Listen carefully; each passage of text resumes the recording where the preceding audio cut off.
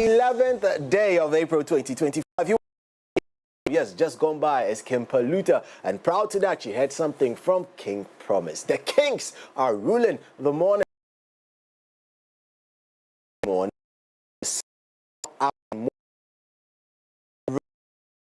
Still moving about and dropping hours in there. But make sure you're safe wherever you are. Coming to you live from the MX24 studios right here inside East Legon on the Oleander Street is going to be really educative, entertaining, and certainly, oh Lord, we've got a lot of information for you. But on our mission to verify, inform, and always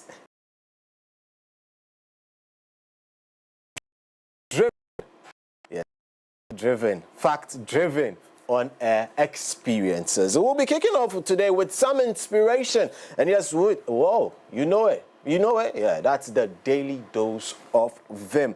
And then we'll start up your morning much later as we get into Coffee Daily. And then we'll recap all the trending stories in the past 24 hours. Some people have made some comebacks. Others are clapping back. We'll get into all. For our big conversation, we'll bring more light and have from VGA Esports inside the studio with us to talk a lot about esports. We get to talk also about the VGA Esports TV show coming to MX together. We are a big family now, and oh yes, we'll get to dig more into esports as well. You know, I'm a sports person and I love sports to the core. Much later on the plug, we will be hosting a surprise guest, and also, yes, we will also be hosting the Youth Leadership Parliament representative, I should say, for the Katamanso area, that is Prince-Henry Agoha. Yes, for an interesting conversation all regarding the UPSA auditorium with Moses B. Arthur. It promises to be fun. Remember that you are a major part of the show, and you can always join us online, yes, with the hashtag. The hashtag is hashtag VAMClub, hashtag VAMClub, and our handles on social media. Uniquely one, that is at MX24GH, at MX24GH on all platforms. Remember, we're streaming live on X this very moment. So you can go on there, watch the stream as you step out of your homes, and you can also share with others. Don't forget to subscribe to our YouTube channel, that is MX24GH, MX24GH. We're also streaming right on the channel right now. Follow us on MX24 Ayoba channel. Yes.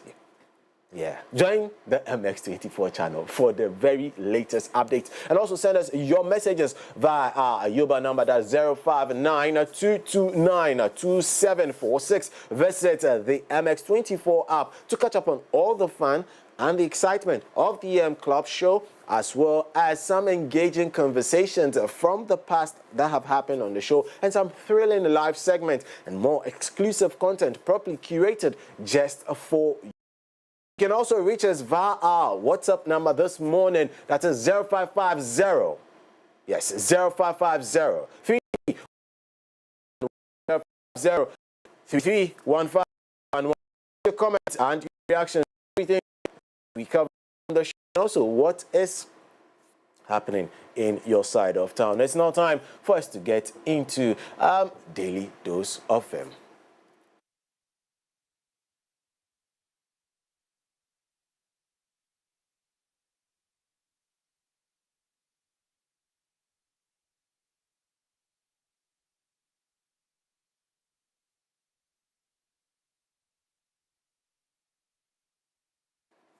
Right, and as always, we are always inspired by amazing people whose hard work and great contributions and selfless sacrifices have led and also left lasting impressions on us as a human race. Today, he's Washington. Yes, he is the man on the block for us. He's an American actor, producer, director, on stage and also on the screen. The New York Times named him the greatest actor way in 2020. He also received various honors, including 2 Academy Awards, 3 Golden Globe Awards, and a Tony Award, as well as nominations for Emmys and the Grammys. And he has also in the Cecil B. DeMille Award in 2016. Also, the AFI Life Achievement Award in 2019. Presidential Medal of Freedom just recently, 2025. Denzel Hayes Washington, popularly known as Denzel Washington, has a few choice words for you.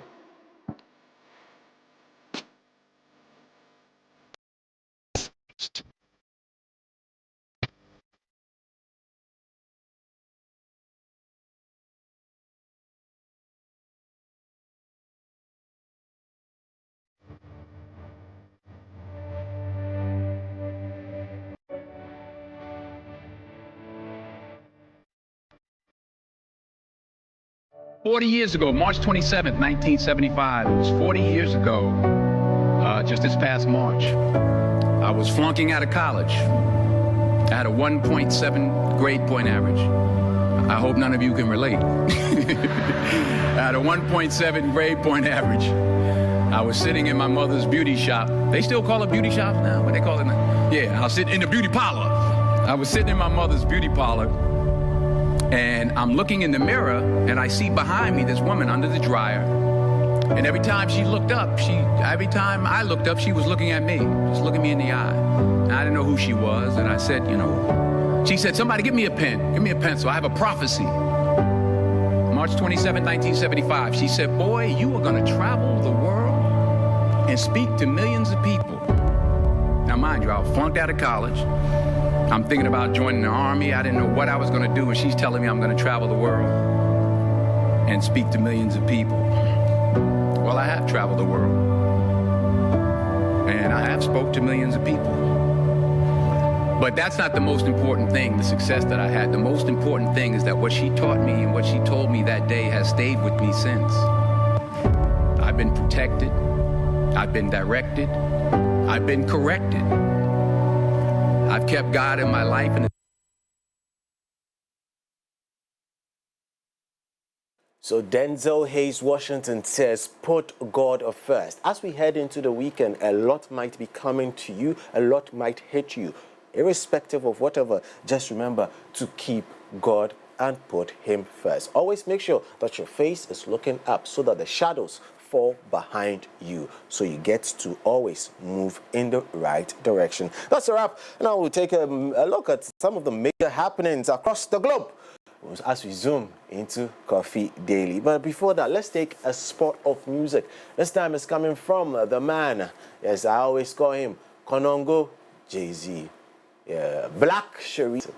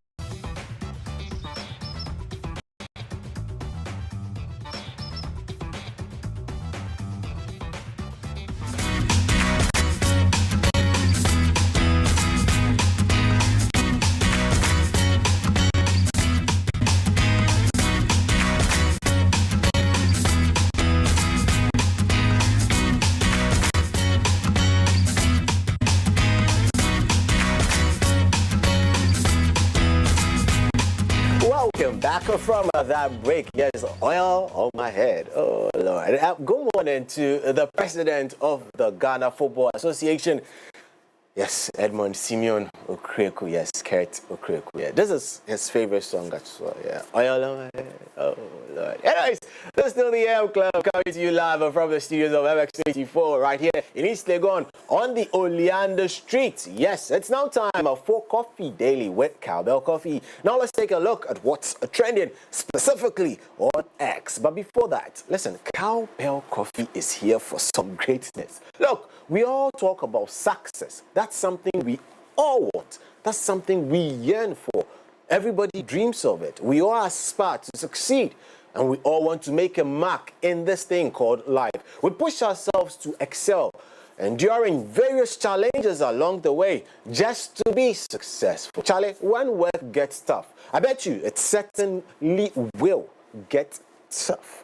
You need that extra boost to just keep you going, propeller to keep you pushing forward. And for those days of where you needed to be there and you need someone to be there, but you don't have anyone to be there, Cowbell Coffee will be by your side. It's a rich, a creamy 3-in-1 blend with a great taste and aroma that would kickstart your day the right way. Whether you are working or just creating memories with friends, families, and loved ones, Cowbell Coffee will be there with you every moment. So no matter where you are at, whether you're chasing after those dreams and goals now or you're still dreaming about them, you've got to actually activate them. Keep Cowbell Coffee close to you to stay motivated and going. Remember, Cowbell Coffee is with you through every step of the way and is with you in every moment. Now let's check out what's trending on X, and joining me is the man looking, I'll get to him with the color, but his name is Adam Kobe to Saint. Good morning. Good morning. How are you doing? I'm fantastic this morning. How are you? I'm good. This color, is it mauve or purple? This is lilac. Right. Whoa. There's nothing like mauve or purple. Okay, so this is the color is lilac. Lilac. Yeah. Yesterday I was talking about papaya orange. But wait, why do you have to ask? Okay, right, just for clarity, just needed to ask. But there's nothing like mauve. No, but it's out there. There's something. Lilac. Mauve shirt. No. It's what? It's either it's purple or it's lilac. There's nothing like. So what's the difference between purple and So lilac? purple is more or less like the deeper version of this. So what? No, I don't have a purple. So purple is more deeper than this. Okay, so 2 times this. Yes. Oh. And this is lilac. Lilac is like the lighter version, what you call light violet. Okay. Okay.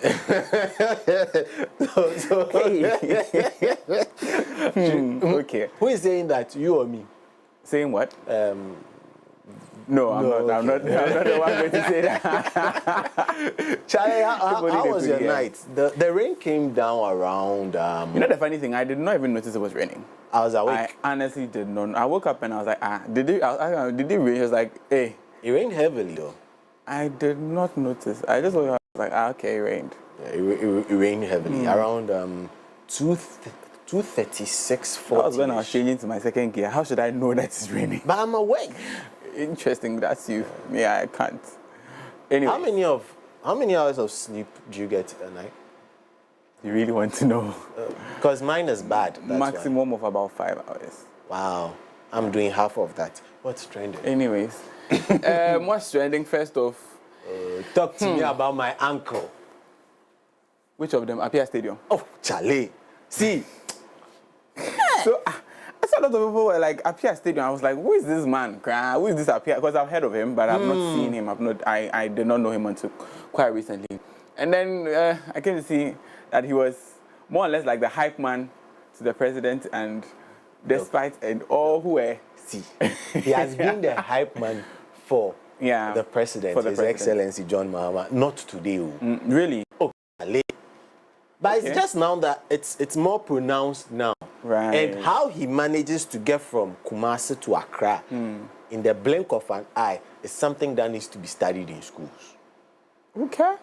See, his heat map is better than some players I know who are paid thousands and thousands and thousands of dollars. His heat map, he's all over the place. I see. That's it, he's everywhere. Oh, maybe Uncle Apia Stadium. And he'll make sure that you know he's there. He's there. Oh, Charlie. You feel his presence. I know. At that event, he called the president. He stood aside. Yeah. Called the president. President said, "Hi, Apia. How are you doing?" Or something like that. Yeah, I think there's a video to that effect. I'm trying to look for it. Yeah. So this is it. He called to the president, and the president responded, "Apia, how are you?" And then he responded, "I'm fine, just like your handsome self." I'm just.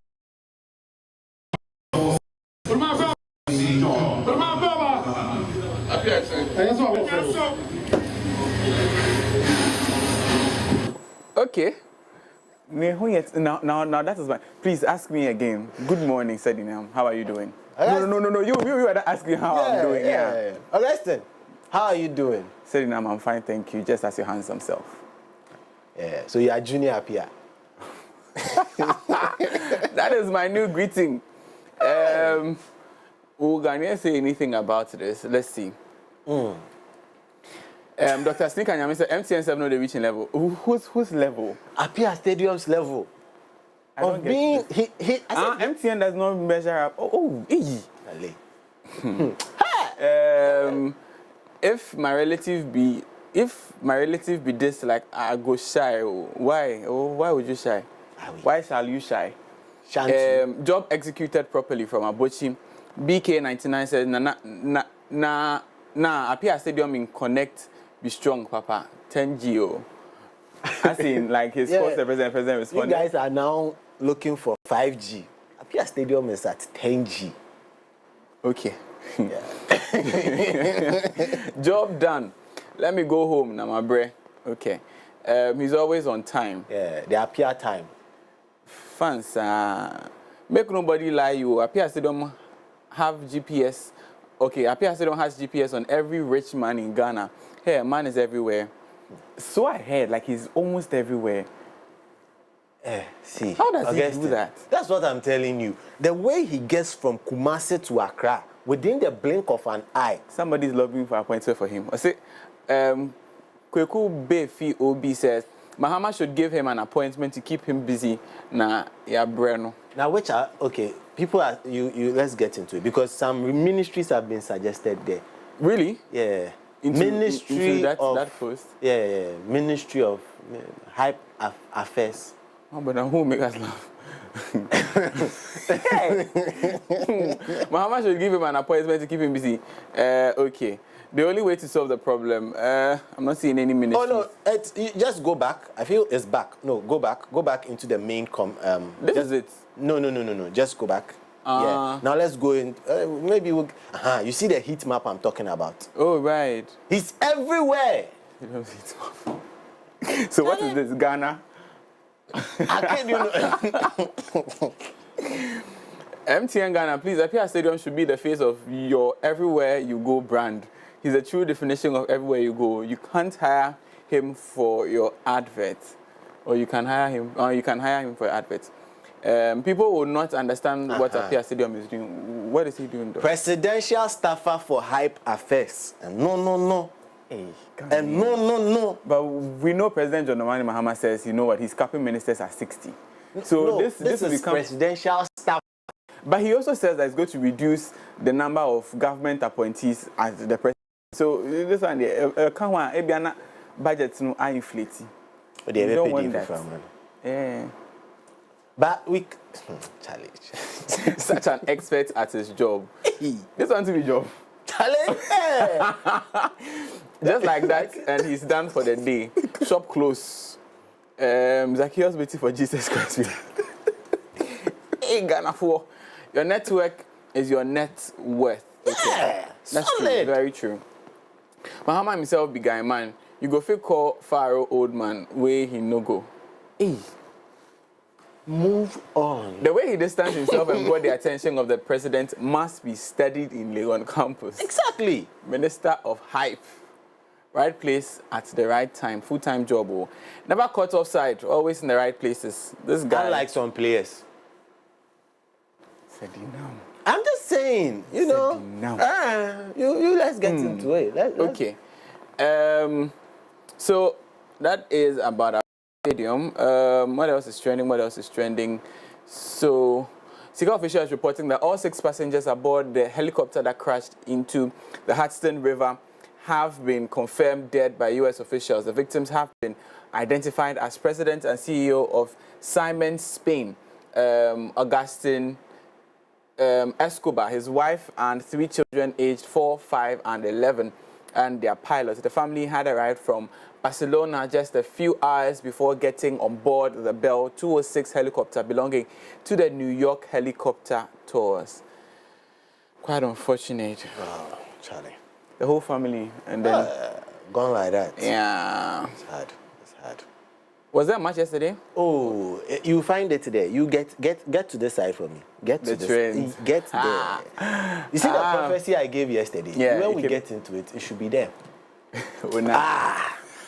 This when I opened it, I was like, oh no. Oh no. And then Onana and Matic, I was like, no. Because we talked about it, was it 2 days ago or yesterday? No, it was yesterday. Oh. Tell me, what happened? So, Matic did not start the game for Olympic Lyonnais. No problem. They started the game. Then Onana decided that he was on a giving spree. So, United scored 2. Onana gave 2. Giving 2 means he gave away 2 goals he should have stopped. And then he also had the worst rating, as in, I think it was 4.4 at the end of the game. Now, after the game, Matic, his actual Instagram page, went to take a screenshot of Onana's rating, I think 4.4 or something, so it's red. Post it on his stories. Right. And then writes, like I said. So, so we are waiting for Onana. To come and give a response. See, please, anyone who is about to talk about Onana, feel free. Probably he has said something. He has not had his phone. He hasn't said anything. No. He will not come back with this one. No. But why Sheldon Chen? I said to him, I was like, why did you say something? It's joined with Pella. Sheldon is trending because of Pella. So, Pella is in Ghana. Who's Pella? I like the way you're asking who is Pella because that's the question most Ghanaians have been asking. So there you go. There you go. The lady? No. The guy. I think the guy is behind the lady, right? In the photo. No, the guy carrying the lady. Okay. So that's Pella. Right.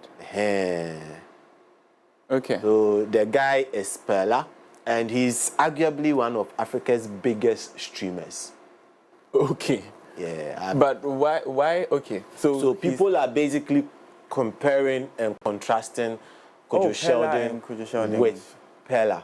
However, when you come to these kind of things, you need figures to confirm. Even you can't put them together. They are totally different things. Yeah. That is where we need to start this conversation from. Pella is a streamer. Yeah, Kojo Sheldon is more or less like a... It's not more or less. Kojo Sheldon is a YouTuber, if that's a thing. YouTuber and more or less a different style of a content creator. It's like you are comparing Thomas Partey and you are to Kelvin De Bruyne. They all play football, but they play in different roles.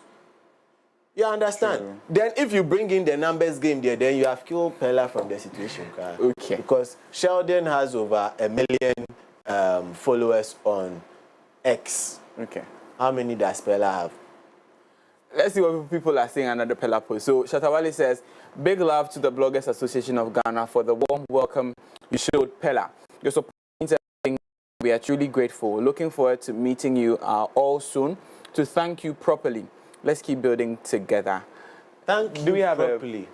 A Bloggers Association of Ghana? Ghana, every association is possible. But I know there is the new media association. I know where there's, that one. I think it's in Consa, that's their president. I don't know who their president, but I have a few friends in there. So I know a couple of guys in there as well. They were recently under fire.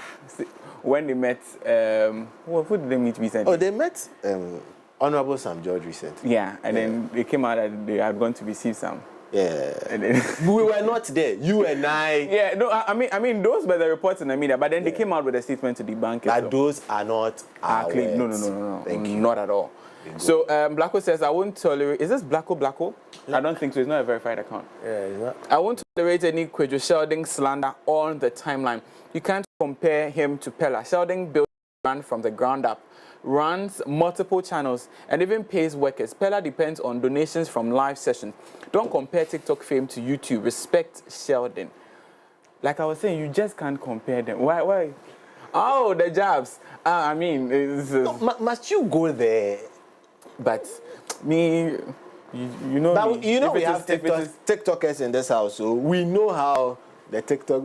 Why are you looking some way? You know they are around. They are around. Yeah, our TikTokers are around. And I like how they do their job. You know. Yanko live. Oh, the Yanko live squad. Yeah, big shout outs to all the TikTokers, especially the ones in MX24. I want to mention the name. I also want to mention a name, but I don't not even leave here. They'll kill me out. But so somebody has put out. You're asking how many followers does Pella have? I think this is TikTok page. This is Pella's followers on TikTok. Yeah, that's where he bases. So imagine 9.9 million. Yeah, Africa's biggest. If you could change following into money. 9.9 million. Yo, anyways, no real facts, bro. The guy rely only on donations. That's from Madison. Dollar says, I know they see why Ghanaians devalue. I'm like that. Uncle Jay, very true. The brand Sheldon is very huge. In Ghana here, we don't value people, them hard work. Sheldon has employed others. A brand where people, they do them attachment or, hey, Pella too, they do in tin, but respect Sheldon. A huge disrespect to Kwadwo Sheldon. I don't know why Ghanaians are hyping this TikToker. That's all. Who's Pella? You asked question. Earlier. I really do not know him. But the TikTokers know him. Yeah. Let me ask one of the... Yanko Life. Yanko Life. No. There's one staring at me. There's one looking at me. The agree opposite to you also, right? Yanko Life. Oh, Charlie. Okay. I beg, who is Pella? So that is why Kwadwo Sheldon and Pella are trending. Yeah. I think this is when he arrived at the airport. Shatawale freestyles for Pella on a random beat, Dancehall King. So yesterday, Pella was taking a tour in Shatawale's house. But wasn't it the same Shatta who says, okay, because he was doing in support for Pella, right? Yeah. So it's like more, so he has invited him to come over to the country. Right. Yeah, Okay, then that's laudable. So they were going through. Pella has sparked a new dance trend with Shatawale's hit song Taking Over, and the video has already surged to 1.5 million views in just 2 hours. The views, Charlie, views are views. Whichever platform, views are views. Yeah. Is this him? Yeah, that's him. Oh, he's such a young guy. Okay. Yeah. Bang, Ghanaians are pulling receipts. Yeah. So, Prosper BYK says Sheldon has 723,000 subscribers on YouTube, while Pella has 239,000. Mind you, 723,239K on YouTube. Now on Twitter, Sheldon has 1.7 million followers, where Pella they manage 75K. Put some respect on Kwadwo Sheldon's name. He pulled out receipts. So but the receipt is not even full, but let's continue. The receipt for Sheldon is not full. It's not full? No. How? No, let's continue. How? Anyways. Because this is, Sheldon has, this is just KSS. There are numerous channels under. So let's move. And plus, I think he himself has his own Kwadwo Sheldon, like Sheldon, or is this? No. Now it's just KSS. Yeah. Okay. Anytime Shatawale drop global song with any Nigerian act, Pella will activate the TikTok side, give him free. Yeah. That'd be one advantage. But funny enough, I see where Shatawale is going with this, and I've got to give it to Shatta. This is a genius stroke. As in, so throwing in his support. Not only you have brought the guy to come, you understand. You are hosting him. be taking him round. Wow. He's the biggest streamer. Right. You are constantly going to be in his streams. Right. You are going to not feed off, you are going to get more people from his subscribers, from those who follow him, to join you as well. We know that Shatta Wale is one person. He's not just a musician. Shatta Wale is an all-round entertainer. Right. Do you get? Who streams more than Shatta Wale in Ghana? When it comes to the celebrities that we know, who does it more than him, or the musicians that we know? So I feel he's tapping into something nice, and see the fruition of it. For me, it's a genius stroke. Okay. So a lot of sports trending, but Boko. Let's get into it. So we know that there's still tension in Boko, and yesterday the Inspector General of Police, Christian Yohonu, to Boko, delegation to Boko to go happening as well as straight with the victims and the families of those who were at the receiving end of the clash in Boko. Now, Charlotte Nicole is saying that which piece was John Mahama talking about during the campaign? Boko conflict has claimed over 300 lives already, and he seems to be unperturbed and unbothered. And these are your own people, for crying out loud. The bloodshed is getting out of hand. Where is the president, interior minister, national security, and the rest? This is heartbreaking. So, but this is 2020. Is this 2025? Boko conflict claims over 300 lives. Just tap on it and let's see if it is 2025. It's quite blurry, so you wouldn't know. But it's April 11th, 2025. I don't know if that is actually Friday. Okay, yeah. So it's current Friday. But Friday. the 300 lives, is it over a period or just over a period? Because happening in Boko after an arson attack at the MP for Boko Central. Mahama Yarga, there is a heightened level of protection, and that's been reported by TV3. Now, why is this happening? Yesterday, during the heat of the moment, when there was a lot of chaos in Boko, some residents, some members in the area went to the residence of Mahama Yarga, the majority leader, and torched the house. His Boko residence, not his, I don't know if that's his official residence, but it's reported that his Boko residence was torched. Unfortunately, he wasn't there. Oh, God, excuse my French. No, fortunately, he wasn't there. No, you can also add unfortunately, because what if he was there? Right. Maybe things would have been different a bit. Right. Because the whole house was touched. Yeah. Hey, Charlie also. The whole house touched. So what we are picking is that there was some sort of in two tribes where you know that, you remember the names of the tribes, but both sides do not see eye to eye, and then they were asked not to interact with each other in terms of market, whatever. True. And one side, I think, was passing through the other market in a bus, and the bus was stopped, and asking them not to, pass through, just that kind of altercation between both sides was what erupted whatever we are seeing in Boko as at now. So yeah, that is why Boko is trending. So violence in Boko, Upper East region over a chieftaincy dispute led to the death. Also, this was reported on the 9th of April. Let's have a conversation quickly. No, this is one of the things I was about to talk about, because I also picked up some information that So the residents of the commission, I think the district police, touched. Why is the what Metro is reporting this morning is that escalating violence in Boko, clashes between Kusasi youth and security services over access to new market have intensified. 1 civilian dead, 6 injured.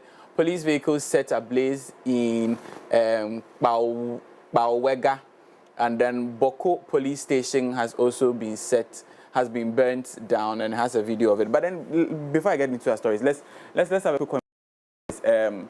What do you think about what's been happening in Boko over the period? Because this is more or less like a year-long issue. No, it's more than it's been I mean like over decades of this particular incident. We see governments coming and say, you know what, when I come in, I'm going to restore peace in Baku. We had the president say that the last time we heard him say that was during the Eid celebration at the Independence Square, where he said that he was going to that peace is restored to Baku. He said that during the Independence Day celebration. He said, giving, I think, one of the speeches of the nation address, the first one, he spoke about Baku.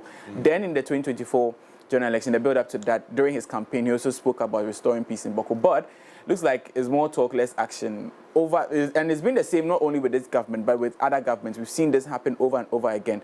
And mind you, majority of our politicians, that's the interesting part, majority of our politicians come from the north. Number one, let's take out the politics from this issue. Right.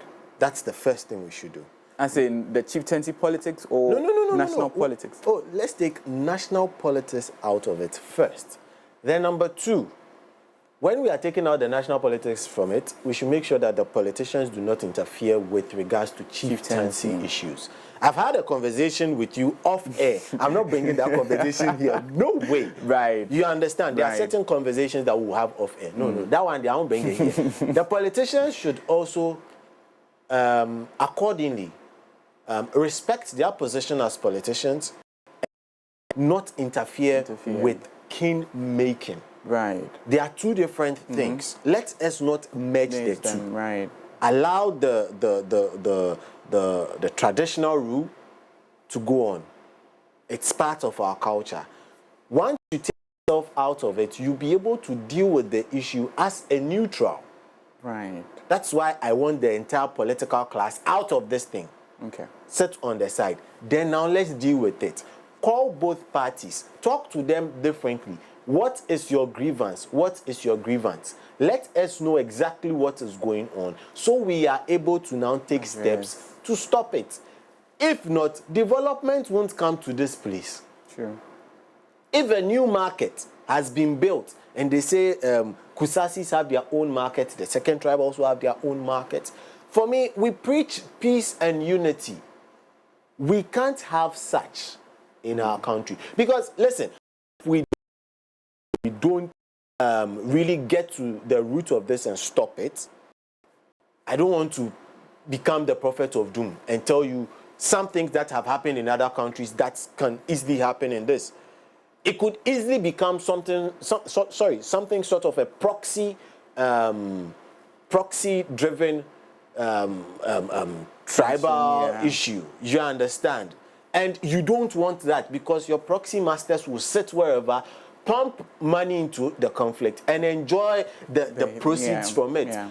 I feel, number one, once the political class subtracts themselves from this issue, let them sit on their side, we'll be able to solve this. Interesting. Thank you for your submission. But now, let's zoom straight into our stories. And already we're in Baku, so let's start off with a member of Parliament for Baku Central, Mahama, as he has condemned the recent violent clashes between police and the youth in Baku, which have reportedly led to fatalities and injuries, as well as an attack on his private residence in Baku. Now, in a statement issued on official duty outside the country, the MP expressed his sympathies to those affected by the violence and appealed for calm amid rising tensions over the prolonged conflict in Baku. The MP acknowledged the deep-seated frustration among the youth regarding the slow pace of resolving the Baku and Kusang conflict, as well as concerns over the conduct of some law enforcement officers. He affirmed his support for the ongoing peace efforts being mediated by the Asantehene Otumfuo Osei II, emphasizing that the process has been the backing of key traditional authorities in the region. Now let's walk you through the statement he released. So he says, burning of my house in Baku, whilst attending an official assignment out of the country, I have learned about the fatal violent encounters between the police and the youth in Baku and its subsequent vandalization in my private residence. I understand the anger and frustration of the youth about the peace of the resolution of the situation in Baku and Kusang and the misconduct of some misguided law enforcement officers. The National Democratic Congress NDC government remains committed to its promise to ensure justice and lasting peace. My condolences to the bereaved and sympathizers to urge all of committed to the peace process being led by His Majesty the Ashanti Hini Otumfuo Osei II, the overlord of the Kusang Zugara Naba Asigiri Azuka II, and the overlord of Mamprugu Nairi Na Bohagu Mahama, have committed themselves to the process and are fully participating. I want to assure the people of Bokua and Kusang that I remain resolute and committed to a lasting resolution of the matter according to the well-established laws and judicial decisions of Ghana, which must untimely be respected and enforced. Kindly disregard the lies being told about me by political detractors and people seeking shamelessly to take advantage of the current unfortunate situation in Boko and Kusang to settle personal electoral political scores. The smear campaign on social media will not distract me. In the end, we will be vindicated. Now, it goes on to also state that his personal position on the matter has been known to all over the years and has never changed. It won't change. I agree with the youth of Kusang that another person cannot reside in Boko claiming to be a chief. But in reverence to the great Asante Stew, I leave the matter to Otumfuo Osei II to resolve expeditiously. The law enforcement officers must be cautious. The matter was referred to by then President Nana Addo Akufo-Addo to His Majesty Otumfuo Osei II to handle. Upon coming into office on January 7, 2025, His Excellency John Dramani Mahama requested His Majesty Otumfuo Osei II to continue with the process. I support President John Dramani Mahama's decision for very good reasons. I therefore once again appeal to everyone to exercise restraint and allow the peace process led by Otumfuo to come to its logical conclusion. I also appeal to everyone to maintain cordial relations with the law enforcement agencies to protect their lives in the interim. And is signed as seen by the Member of Parliament for Boku Central, Mahama Ayariga. Now, away from that, the Minister of Education, Haruna Idrisu, has instructed the Ghana Education Service to take immediate steps to restore discipline in senior high schools nationwide. Now, he raised concerns about what he described as a troubling breakdown in discipline within the country's educational institutions. Speaking to heads of schools during a meeting in Sunyane in the Bono East region, the minister cited a recent shooting incident at the SDA Senior High School in Kumasi as a glaring example of the growing indiscipline in the country. Referencing the incident, he remarked that it leaves much to be desired and calls for urgent reforms in the educational sector. In Kumasi, my immediate response was, this is un-Ghanaian. This is not Ghanaian, but it has happened in Ghana. The Director General of GES have issued some directives and instructions. He has our full policy support and approval to enforce those directives. So in respect of the un-Ghanaian development of shooting in Kumasi, the Director General of the GES has the full support of government for you to strengthen your inspections in order that guns, knives, and other violent tools and equipment are not found in our schools. You have the full support of government to initiate those inspections at the weekend. We have to nip it in the bud as early as possible and as practically as possible, in order that we allow for a serene studying environment. This cannot be part of the training of a Ghanaian child. That is immoral, that is violent, that is not Ghanaian culture. Now let's still stay on the pronouncements made by Haruna Idrisu, as the government has set a 2027 deadline to abolish the controversial double-track system in senior high schools, commonly known as SHS in Ghana.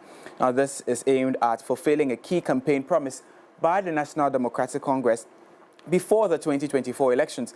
Now, the Education Minister, Haruna Idrisu, addressing stakeholders at a forum in the Bono region aimed at improving quality education, stressed the deadline will to abolish the double track system in our senior schools. Yeah. You should identify 1 or 2 child schools for major infrastructure investment.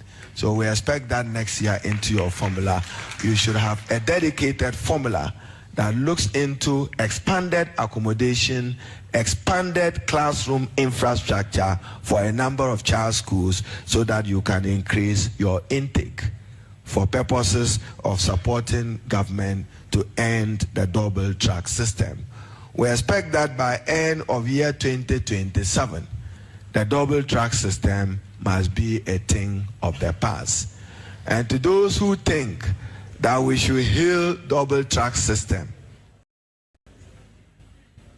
and those who think it was only politically necessary because of inadequate infrastructure to support the novel access to secondary education. But contact hours between teachers cannot be a desirable academic training model. It cannot be. And therefore, we all need to work together in order to reverse it.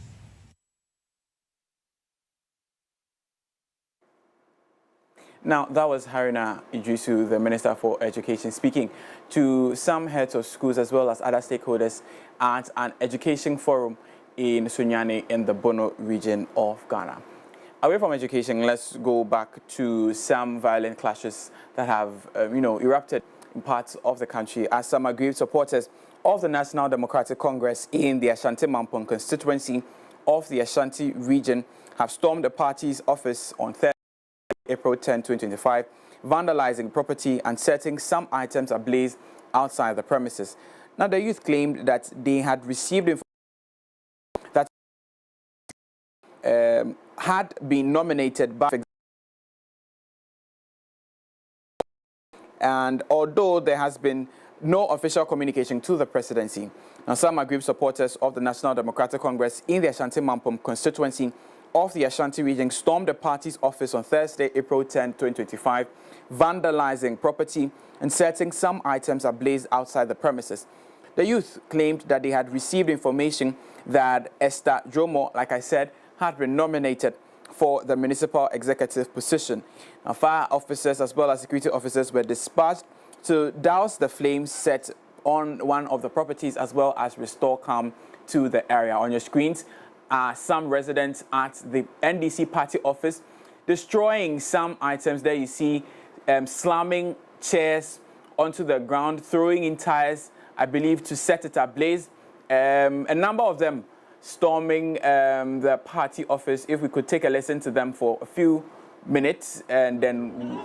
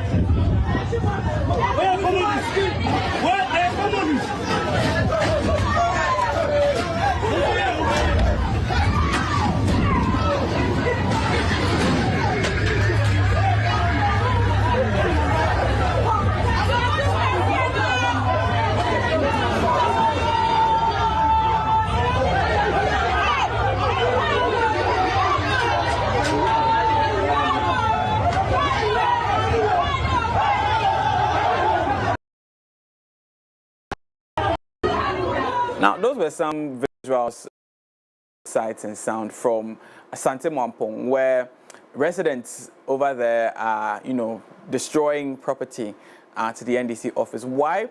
So, according to them, 3 individuals were listed for vetting and apparently had gone through vetting for the Municipal Assembly Executive position, the MCE position. But one individual, Gifty Dromo, has been more or less appointed to that office on the hindsight of the NDC members and the residents of the area, and then they're expressing their grievances at the NDC party office in Asante Mampong.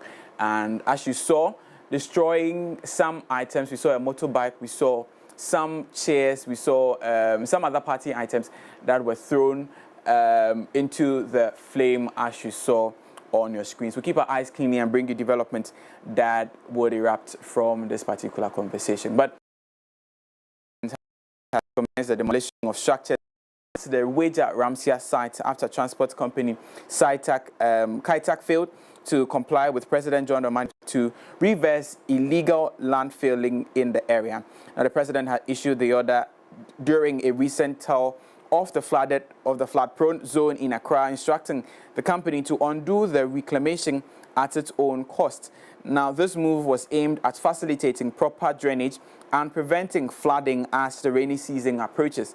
Despite the directive, a follow-up inspection by the Greater Accra Regional Security Council on Thursday, April 10, revealed that no action had been taken by the company. In response, the Greater Accra Regional Minister Linda Oklu cautioned that the law would be enforced if the company failed to comply with the directive. Now, the warning followed concerns that the defiance could jeopardize flood prevention efforts in the region. Subsequently, the demolition exercise began yesterday to restore the site and enable the planned drainage dredging works to some buildings were finished yesterday. According to the Greater Accra Regional Council, that area is a flood-prone zone, and we know that anytime it rains, and as the rains are becoming imminent, anytime it rains, Weja is one of the areas that experiences flooding, and the president is hoping on, dreading some, making sure that it's no more the situation anytime it rains. As always, we'll keep our eyes keen as to if this would continue today and what Kaitak will say in response. But the Ashanti Regional Police Command has arrested a 29-year-old Cameroonian for alleged internet fraud and human trafficking. Now, Bella Marie was arrested along with 43 other Cameroonians on April 7th this year at his residence at Kenyase Ebrim in the Kwabre East municipality of the Ashanti region. Now, preliminary investigations conducted by the police indicated that the suspect fraudulently obtained a total of 4.5 CFA francs from the victims, made up of 32 males and 11 females, under the pretense of securing employment opportunities for them here in Ghana. The statement signed by the Deputy Superintendent of Police, Godwin Ahiano, the Ashanti Police Regional Public Relations Officer of the Ghana Police Service, and issued in Kumasi, said that further investigations by the Ghana Police Service revealed that the suspect masterminded the deceitful scheme utilizing a notorious internet scam method commonly known as QNet. Now, it is said that the suspects, together with the victims, were aged between 22 and 38 years. They have been transferred to the Ashanti Regional Office of the Ghana Immigration Service for the requisite immigration procedures and repatriation to their country of origin. The statement reaffirmed that the unwavering commitment of the Ghana Police Service to combat fraud and safeguard the safety and welfare of both citizens and foreign nationals residing lawfully in the country. Let's walk you through the statement by MX24 News released by the Ghana Police Service. It says, arrest of suspects involved in internet fraud and human trafficking. The Ashanti Regional Police Command on Monday, 7th April 2025, at 9 a.m. arrested suspect Bella Marie, at a 29-year-old Cameroonian national, along with 43 other Cameroonians at a residence located at Kenyase Ebrim in the Ashanti region. Preliminary investigations indicate that the suspects collected a total sum of 4,500,000 CFA francs from the victims, comprising 32 males and 11 females, under the false pretense of securing employment opportunities in Ghana. Further investigations have revealed that the suspects orchestrated the fraudulent scheme through a known internet scam method popularly known or referred to as QNet. All individuals involved, both suspects and victims, aged between 22 and 38 years, have been handed over to the Ghana Immigration Service at the regional headquarters for the necessary immigration processes and repatriation to their home country. The Ghana Police Service reiterates its commitment to fighting fraud and protecting the safety and welfare of both citizens and foreign nationals within the country, and it was signed by Godwin Ahiano, Deputy Superintendent of Police, Head of Public Relations Unit in the Ashanti region. It's interesting, as we saw recently, as QNet was trending. Why? Well, we will have a conversation later on about QNet. Now let's turn our focus to the international waters, as Tanzania's opposition leader Tundu Lissu has been charged with treason a day after he was arrested following a rally he held in the south part of the country. Now the charge is connected to his nationwide pushing for electoral reform under the slogan "No reforms, no election." Now the country is due to go to the polls in October this year, when Lissu is expected to challenge President Samia Hassan. Now, when Samia first came to power in 2021, after the death of her predecessor, John Magufuli, she was praised for reversing some of his more authoritarian tendencies. But she has since been criticized after some opposition members were targeted with arrests and abductions. Now, Lissu, who has been arrested several times in the past, is set to face the court on the 24th of April 2025. Interesting conversation erupting from Tanzania. But guys, that's how we draw the curtains on the morning news on the AM Club. It's the weekend. Once again, like I always say, drink a lot of water, get enough rest, because you will need it. And as we enter into Easter, wishing you a fruitful celebration of Palm Sunday. Let's enjoy the celebration and ride on into Jerusalem. And I know Jerusalem. Hey.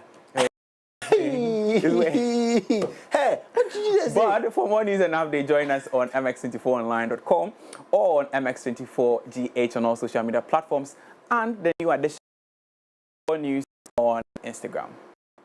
Thank you, Augustine. Since you are virtually called fast in this building, and you seem not please, to know. it's only Kwame have given that right to call me Father Augustine. Okay, so Kwame has the right. However, my dear viewer, you can visit the MX24 app to catch up on all the fun and the excitement of the AM Club, as well as engaging conversations, thrilling live segments, and exclusive content properly curated just for you. You don't want to miss it. Up next, sports. We'll be right back after this. Visit www.mx24online.com for news, exclusive behind-the-scenes videos, up-to-the-minute sports updates, and the latest broken pen stories now. Experience more of MX24 Online. Visit mx24online.com today. MX24. Fun, fearless, and factual.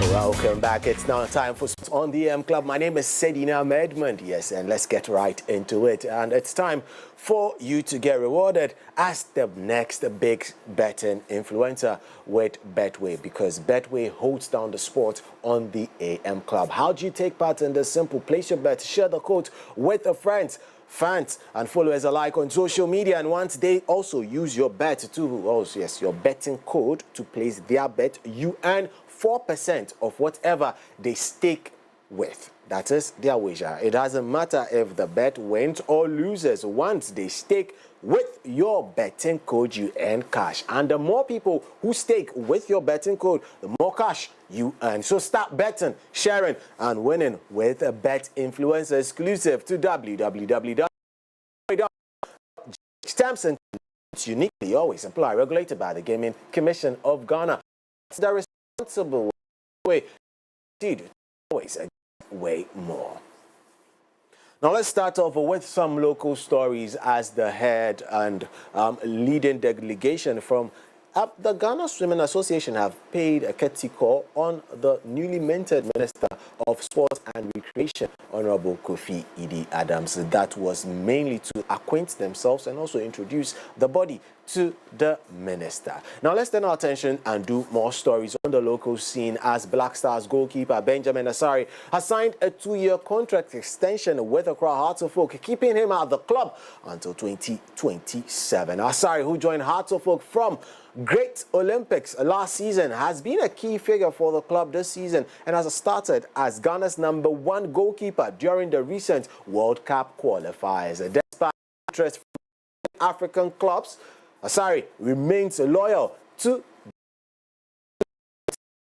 over foreign temptation. Now, the executive chairman of Across the Folk, that is Togbe Afeda, the 14th, praised Asari's and leadership qualities, urging other players to emulate his dedication and commitment to success. Now, be reminded that Heart of Folk will be taking on Vision FC much later this weekend in their GPL game, and a lot of talking has been done. We'll see if the talk from Vision FC technical team materializes. Now, talking about talk, it was all down to the pitch yesterday as Manchester United Europa League quarter-final tie was all tied up after goalkeeper Andre Onana, going online to talk, was criticized for letting in 2 goals against Lyon. United went behind after 25 minutes with a goal from Thiago Almada. It was a wide free kick he should have saved, but Lenny Yoro equalized in the final. Visitors thought they had won it after Joshua Jackson under the home team, the visitor team, a goal to make it 2-1. But Onana again spilled a shot as Ryan Cherki on the rebound to level the score. It ended 2-2 inside France. Title 1 for Ruben.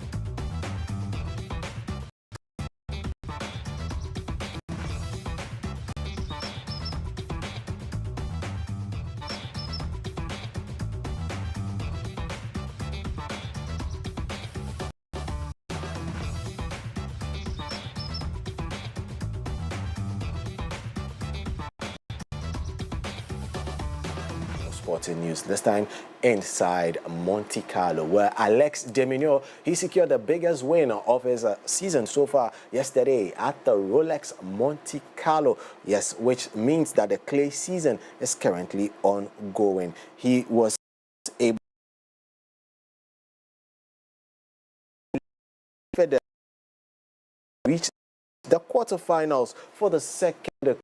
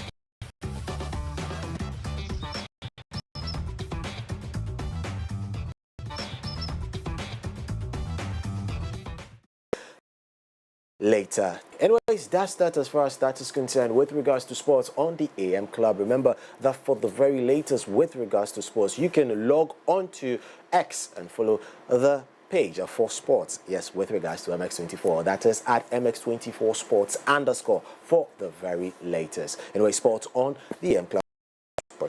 By yes, Betway. It's time. Rewarded as the next big sports betting influencer with Betway. Place your bets and share the code with friends, fans, and followers alike on social media. And if they bet using your code, you earn 4% of their wager. It doesn't matter if the bet eventually wins or loses. With your code and cash. The more people stake your code, the more cash you earn. Start betting, sharing with Bet Influencer, which is exclusive only to one platform, that is betway.com.gh. Terms and conditions always do apply. Regulated by the Gaming Commission of Ghana. Always bet the responsible way. With Betway, you're guaranteed to get way more.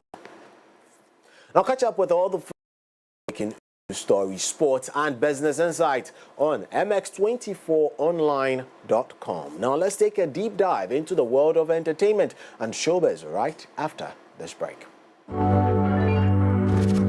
Visit www.mx24online.com for news, exclusive behind-the-scenes videos, up-to-the-minute sports updates, and the latest broken pen stories now. Experience more of MX24 Online. Visit mx24online.com today. MX, fun, fearless, and factual.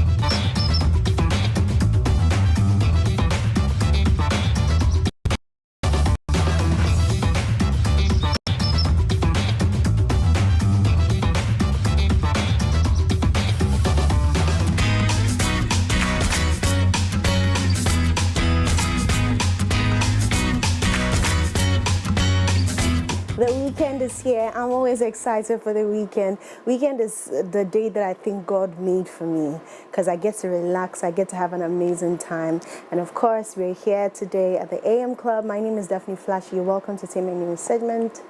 Hi, good morning. Hello, good morning. I'm serving you guys legs on the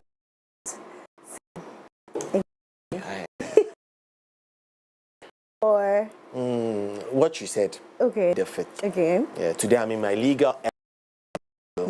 Yeah, maybe I should go to court, you know. Maybe I should go to court. That's nice.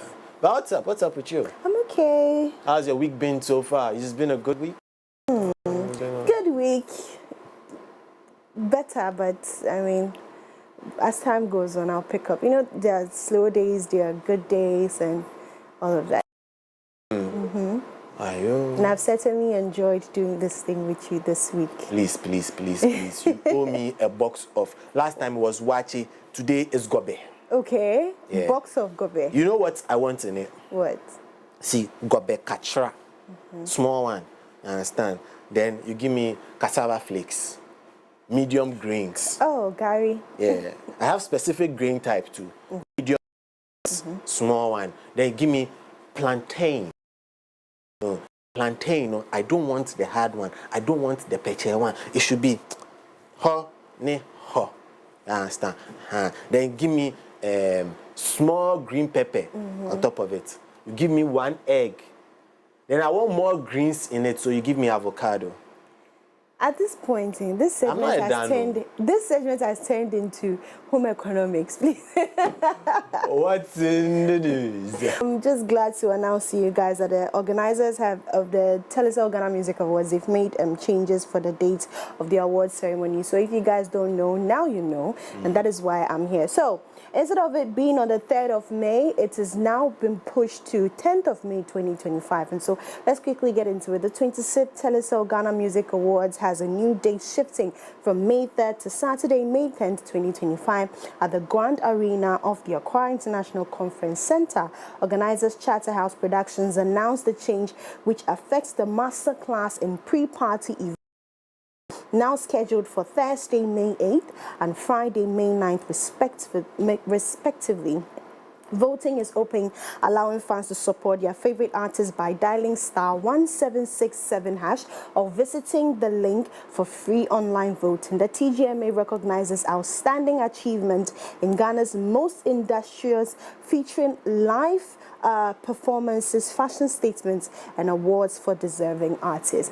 Now, as usual, the TGMAs, first thing I always look at is the red carpet. Now, let me tell you why I look at the red carpet. Don't laugh. And so, after the TGMAs happened last year, there was I think a something where like artists came together to talk about the TGMAs, what happened, the changes people expect and all of that. And the number one thing that were on people's mouths was red carpet. And so I know that this year they're going to bring the A game on the red carpet, definitely. So, yeah.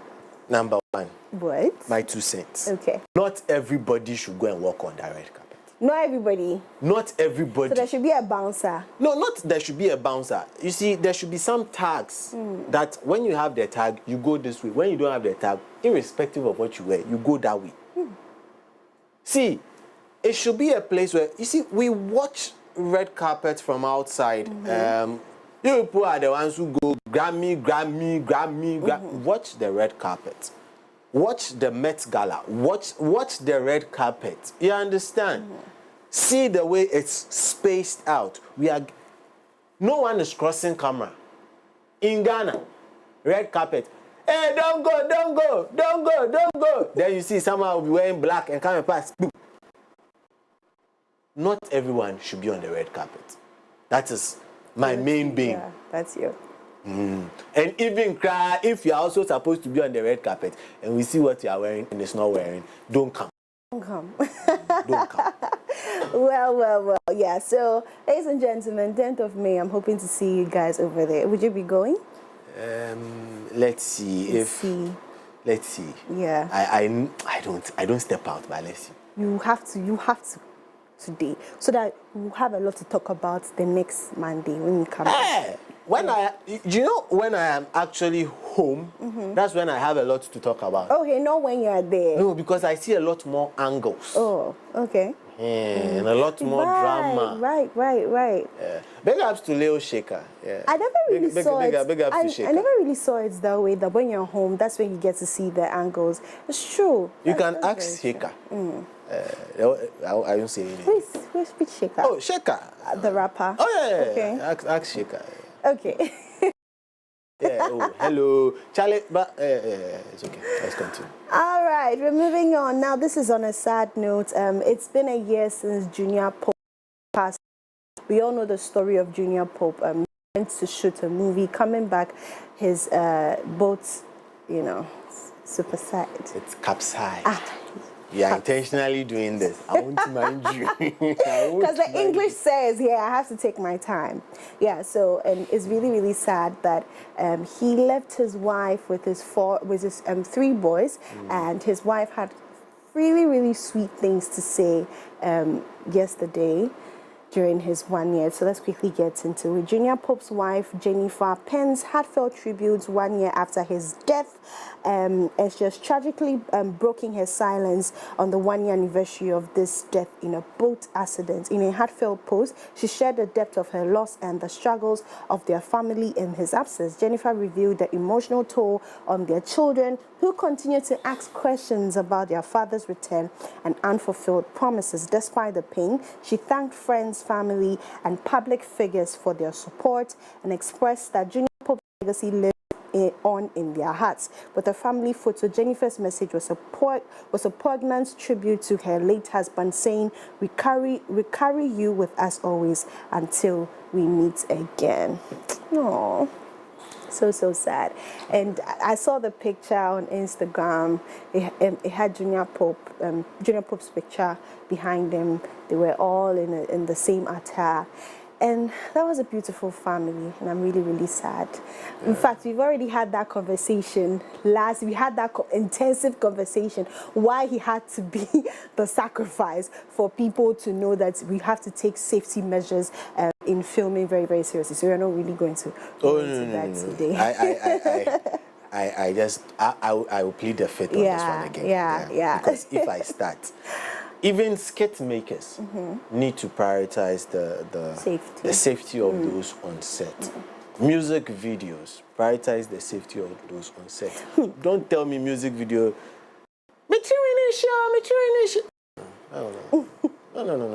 No. There's a skit that I watched yesterday from Senior Mandela, and it was posted on Tunde Ednot's page. As for him, his skits are...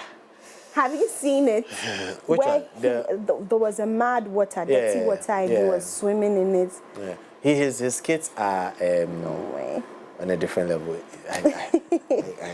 Okay, we're moving on. Now, today we're going to leave you guys with something really, really exciting. You know the Telecel most popular song of the year. We have Asylum, Olive the Boy, Lomo Lomo, Kiddy featuring Black Sherif, Pool, Asada,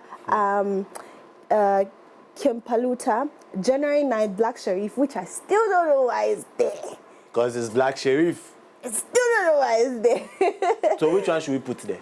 Paris Kim Promise, very soon Familia, Defe Team, Eternity Ghana, and JJJ Stoneboy. So today, since we're gearing towards the Telecel Ghana Music Awards 26, we're going to play 2 songs. We're going to do that all the way through to the time where it's due for Telecel Ghana Music Awards. And so today, we'll be playing JJJ and Very Soon. So JJJ by Stoneboy, Very Soon by Familia. Let's take it. No, we're going to be playing Lomo Lomo by Kiddy and Black Sherif, and then JJJ by Stoneboy. Let's take a look. We'll be right back.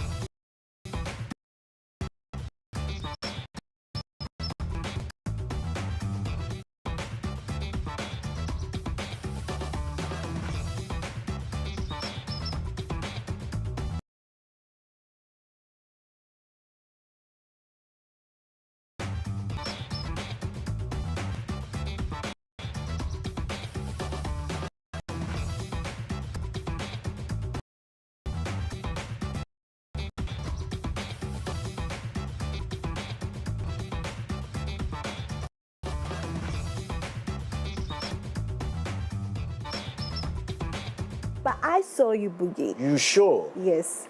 Anyway, we're having a discussion behind the scenes, wondering who was going to receive it. Asylum, Lomo Lomo, Pool. You took out January 9th because it's still a win if... It's still a win if... So, Aseda, Lomo Lomo, Defe. For me, that's my top 3. What about you? It could go very south in this case. Kimpaluta can win it because actually people felt that Makoma should have also been here. Yeah. And for me, if Makoma was here, it would have been a great disservice to Kimpaluta himself because he already has Aseda here. Last mid. To see Last Mid still getting nominated and getting recognized after his whole skirmishes, it's also worth it, you know. But I am Defe. Yes. The Christian community. Not even Christian community. Put that away. Because one time I went out to a pub, they were playing Defe. That one. But wait, you see, some time back, there was this situation where they put Christians on one side, and then they put the secular people on the other side, and they say artist of the year, one of them will pick it. So I'm just using the past to just mention that Christian side. No way be a derogatory remarks be a thank you very much. But very soon, that is the party starter, you see. Machilia ma awardimio. Yeah. I'll go Paris. No. No. Is that? May the best person. May the best win. Yeah, I've already mentioned my top 3. So may the best person win. But you know who would win that? I'll be surprised. Who? Me.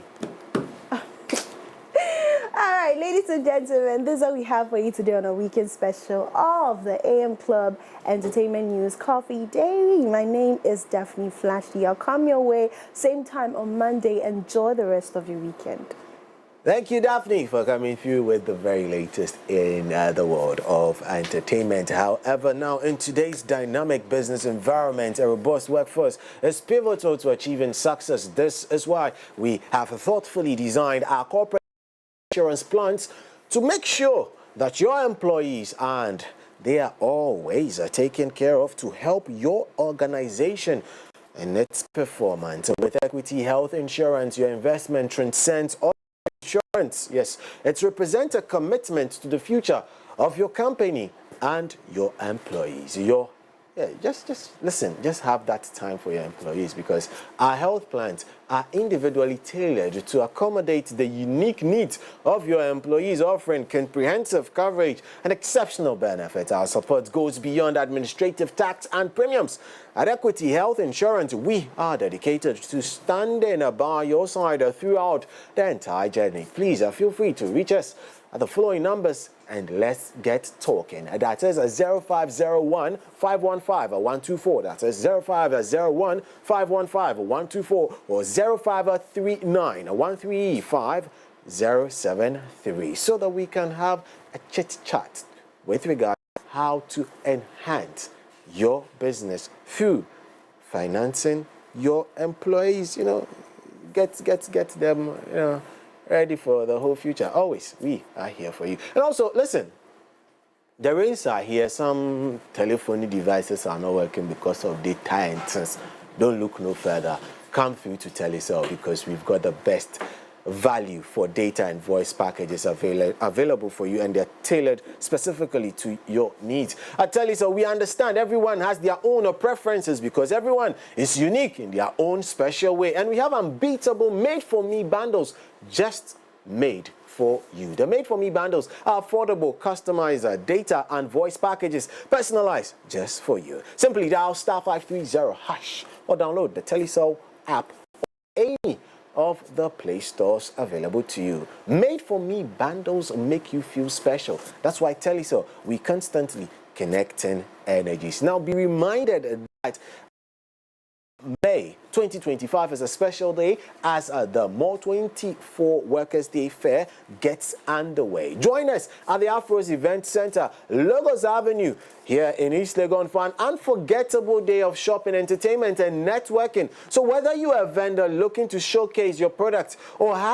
an attendee, you're looking for somewhere to shop and enjoy live performances, we've got something for everybody. Exclusive discounts, amazing deals, and a chance to promote your business on MX24's platforms. It stretches beyond just regular platforms going into the digital realm. So vendors out there, this is your opportunity to reach thousands of consumers and elevate your brand. Attendees, come through, enjoy some great discounts, live music, and more. Don't miss out. Register today via WhatsApp on 0592 292 746. That is 0592 292 746 to secure your booth today. The Mall 24 Workers' Day Fair, your ultimate shopping experience. I like that word, shopping experience. Great deals, fun, and excitement. See you there. Yeah, we'll be there in our colors. Come through and meet your favorite as well. And now, that's that as far as that is concerned with regards to Coffee Daily. Up next, we've got something special for you on the blog right after this.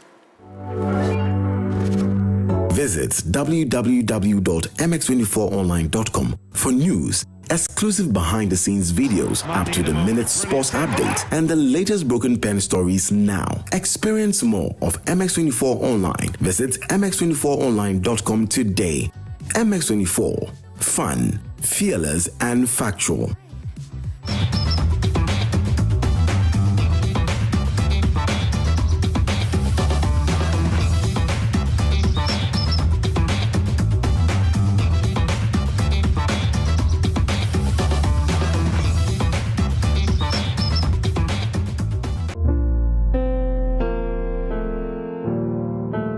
Getting a job in Ghana is very difficult.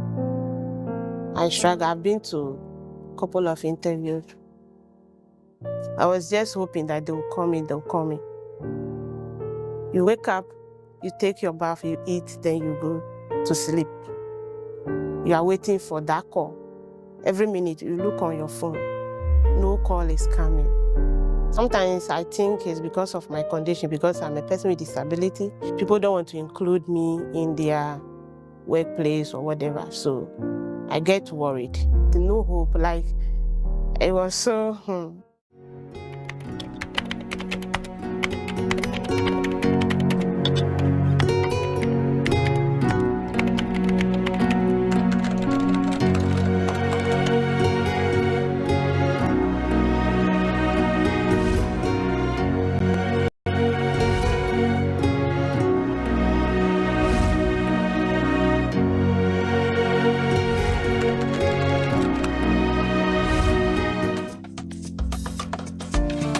I just advised myself to go back to my roots and start doing what my parents taught me.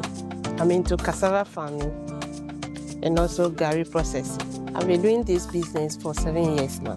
I started with my own farm. I have employees, 2 males and 2 females, and 1 person with disability.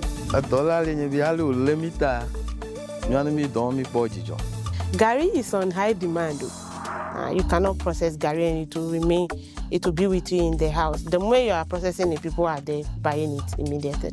And now ni garri so fine. My customer dada. Me to garri on 4 years ni. Me to garri obi. I cannot wait till my cassava is ready to be harvested before I start processing. So I buy from other farmers to process my garri. The image of the community has been propagated through there. There is a village also called Chaula because of the business she's doing. So it's an advantage. I would advise the youth to go into it. Someone said there is money in the bush, and it is true. When you get hardworking people around you, you will not lose. Oh, my benefit baby. The first one they be out cheap my top. Ghana Grows Project is a good initiative. It's good to have something doing with your hand.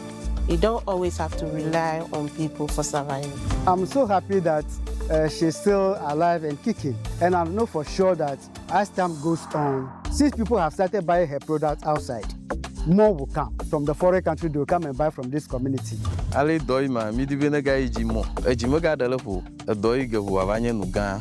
Also chini garden mani ye denan kofoton. Ongo susa mani sesa ne sam. Because this is an anchi. The business is so do in the car, a person with disability and Gary processor. Ghana grows, hope day.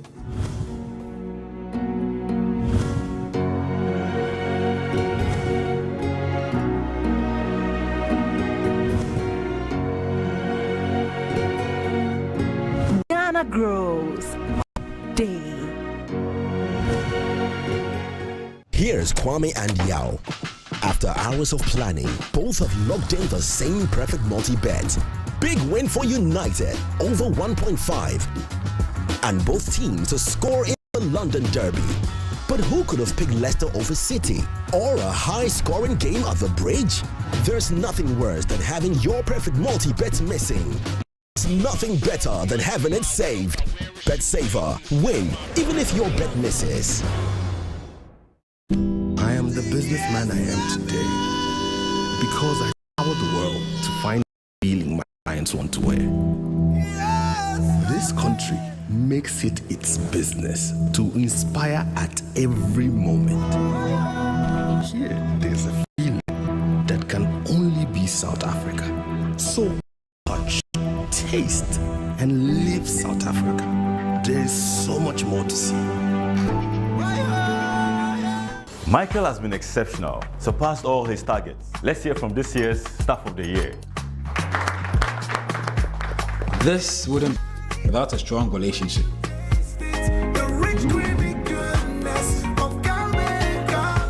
You've been with me through university. All those days of studying together just to ace those tests, which we did, by the way. And those days of the side hustles. You were there. All of these have prepared me for this moment. How has been there with me every single step of the way.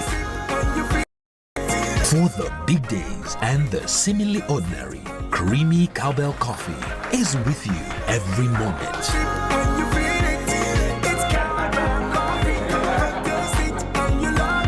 This advert is FDA approved. This is a call to you.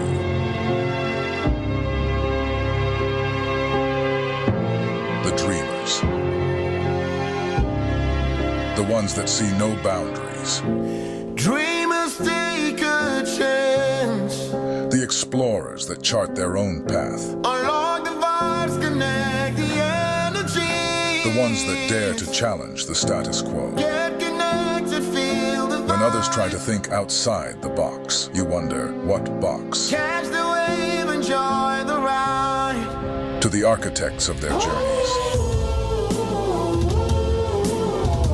Every connection is an opportunity to explore and experience. This is your call. Your journey begins here. Be bold, be daring, be free. Connecting passions, connecting dreams, connecting ambitions. Telecel, connecting energies. Trailblazers aren't born. They are molded by vision, resilience, and a relentless drive to create change. Join us on April 12, 2025 at the UPSA Auditorium for an event that inspires transformation.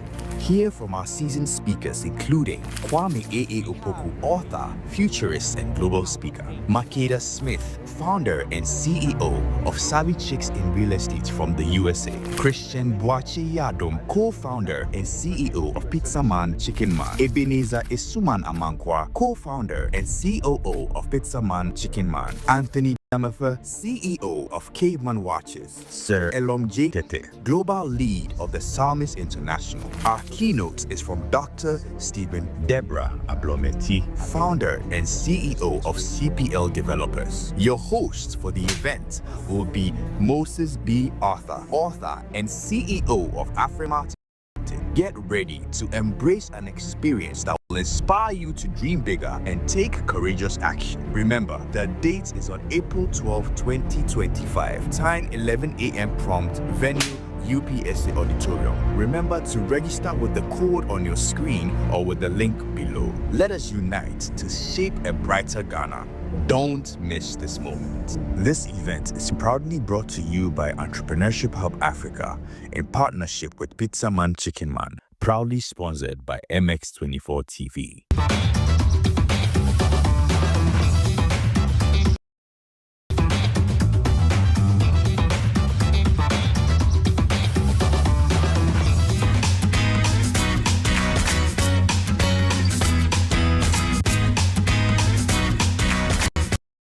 Come back from the still the MX24 TV. My name is Sedina Medmond, sitting in for your regular host. That is Mimi and JKD, who are out on official assignment. Anyways, remember that we are also streaming live still on YouTube at MX24GH and also on X at MX24GH. Thank you for making us numero uno with regards to the streams. Before we get into the plug, I've got a really interesting gentleman to talk to before I unveil who he is. Remember that healthcare should always be affordable, accessible to each and every one out there. That is why it is time for you to always be mindful of how you get treated, especially when you go into situations where there's so much strain on the little cash that you have. So Equity Health Insurance introduces the Micro Health Plan, a cost-effective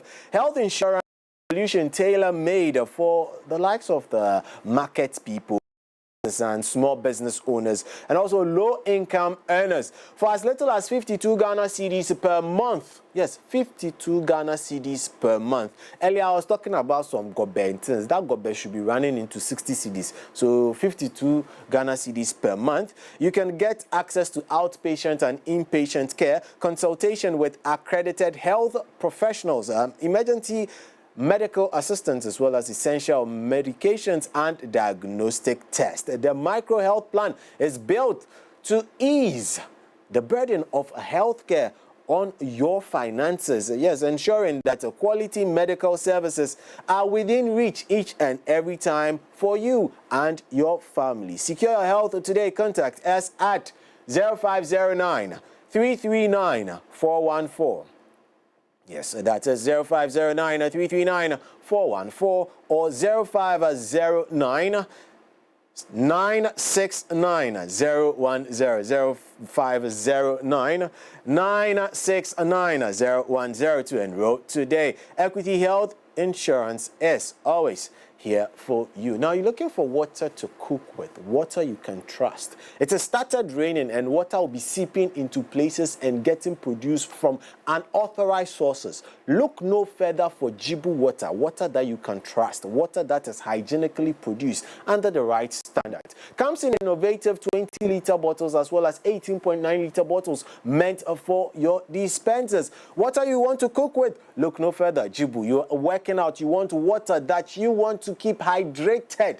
Your system, hydrate your system. Look no further. Jibu water. You want to order some water today, stay home. You know, maybe your road is not so good. Don't step out. Just call Jibu water. They'll bring the water to you. Yeah, I know when I say road is not good because the road, you know, is not good in. But you can call Jibu water on 0209 804 5817 0209 804 5817 or visit www.jibuco.com/GH for more information about this interesting brand, Jibu Water, a better life. Now let's get to my first conversation of the day. Now, he's a very interesting person, and I say interesting in the sense that anyone who has anything to do with regards to these science, technology, engineering, mathematics thing, I find it very, very interesting to always speak to them because 4 fields coming together to make up something known as STEM. Yeah, you didn't see that coming. Anyways, I've got with me here in the studio Prince-Henry Agoha.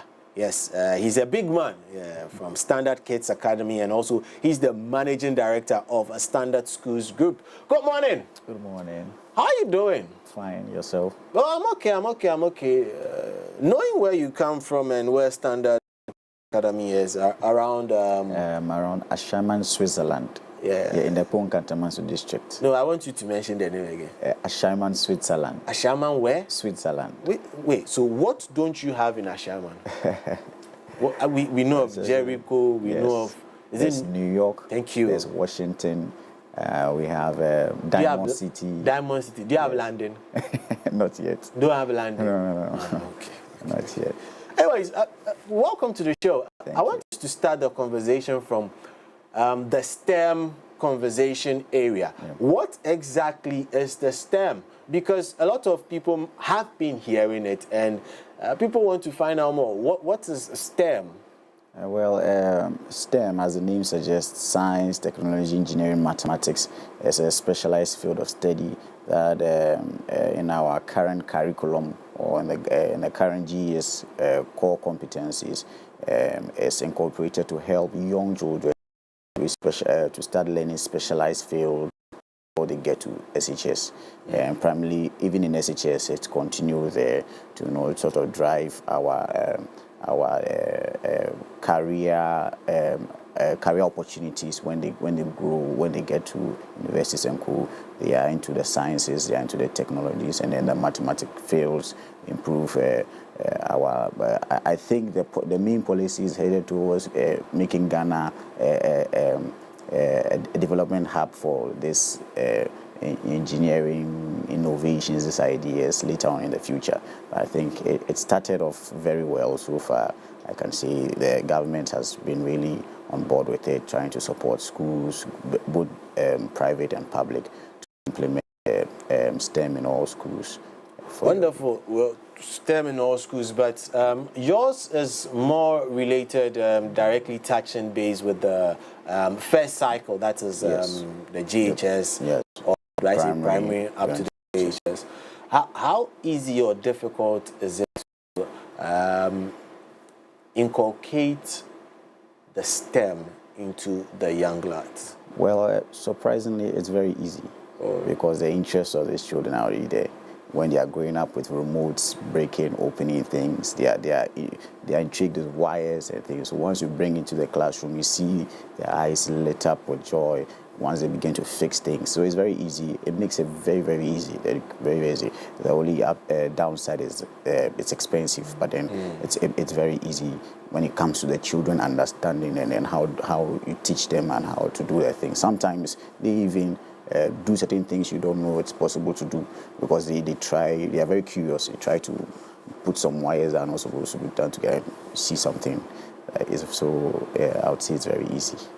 But you are saying it's very easy when it comes to their assimilation of the concept. But you also mentioned of expensiveness. Let me ask, when it comes to the cost, who bears it? Because in your earlier submission, you mentioned that government has been extending support to STEM schools, both private and public. So who bears the brunt of the expenses? Is it the parents or the government? Yeah, when it comes to public schools, I'm well informed. It's generally the government, but in our private sector, it's mostly the parents. Yes, so there's one of the things our private schools association has been hammering on the government. We need support, if possible, subsidies when it comes to schools that offer STEM, give us some sort of percentages with the school fees and things to help make it better. But because I believe private schools, well, it's a school of thought, but I believe we have more focus when it comes to STEM than the public schools, even though they are doing a very possible best in public schools. But I believe, for example, look at Kids Academy. It's part of their timetable. It's no longer an extracurricular activity. Some years ago, this sort of practicals will be deemed extracurricular, but now it's part of their timetable. So it's something we are really, really invested in. But for now, it's just purely the parents who have to buy the sets, who have to put some of these things together. And then compared to the normal or the old way of doing things, it's really expensive. Wonderful. It's really expensive. So I see the kid holding a motto in there. Yeah, you can see the smiles there as well. Back in the days, talking about this motor, we're going to remove it from we're going to dismantle some toy car, take this out, kind of connect some batteries somewhere. Yes, then we have achieved. Oh, Charlie. But let's talk about, you mentioned curricula, and that was actually going to be my next question. You're saying that it's infused into their curricula now. How are they going to get assessed with it? Because you look at the cycle, which is the BEC level, they don't write anything engineering. They do write a mathematics paper. They do write a science paper. To some extent, I've not seen their recent exact curriculum, but some technology should definitely be involved in the science as well. But how are they going to get assessed with this in the near future? Yes, so when the new curriculum was introduced, we met it with enthusiasm because of the promise of change. We were told the old ways of writing exams will be taken away, but it's still the same. Unfortunately, that's a very big challenge because we were told it will be more practicalized. Even though the format of the questions have changed, it's now questions are now asked in a practical sense. In case science will not be asked directly, what is this? It will be asked in case you are home and then this happens, what do you do? It's more practicalized, but then paper, you are still writing. But when we do practicals and the rest, when we get to the end of the cycle, which is the BC exams, it's still on paper. We unlike the SHS where you have the practicals, you do chemistry exams in the lab. When it comes to our department, is still the same.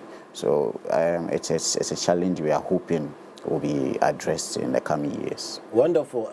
Another challenge I want to ask about is how are you able to blend the STEM with already the bulky stuff they have to do as well? Because you say it's now part, you've imbibed it into the curricula. So how are you able to blend it? Because they're already doing a lot. Now you're adding more. How are you able to blend it and they don't complain? Well, yeah, so it's a challenge we have addressed in such a way that we've brought the parents on board. Now, if you are taking into consideration the children in STEM, the parents are more important factor. Look at it. We went to school. Say myself, possibly you and other parents, the viewers, we went to school and we were doing mental, we were doing homeworks with a lot of books going home. That's how. When you see parents, they judge education based on that. If a child comes home with 5 homeworks, teachers are doing well.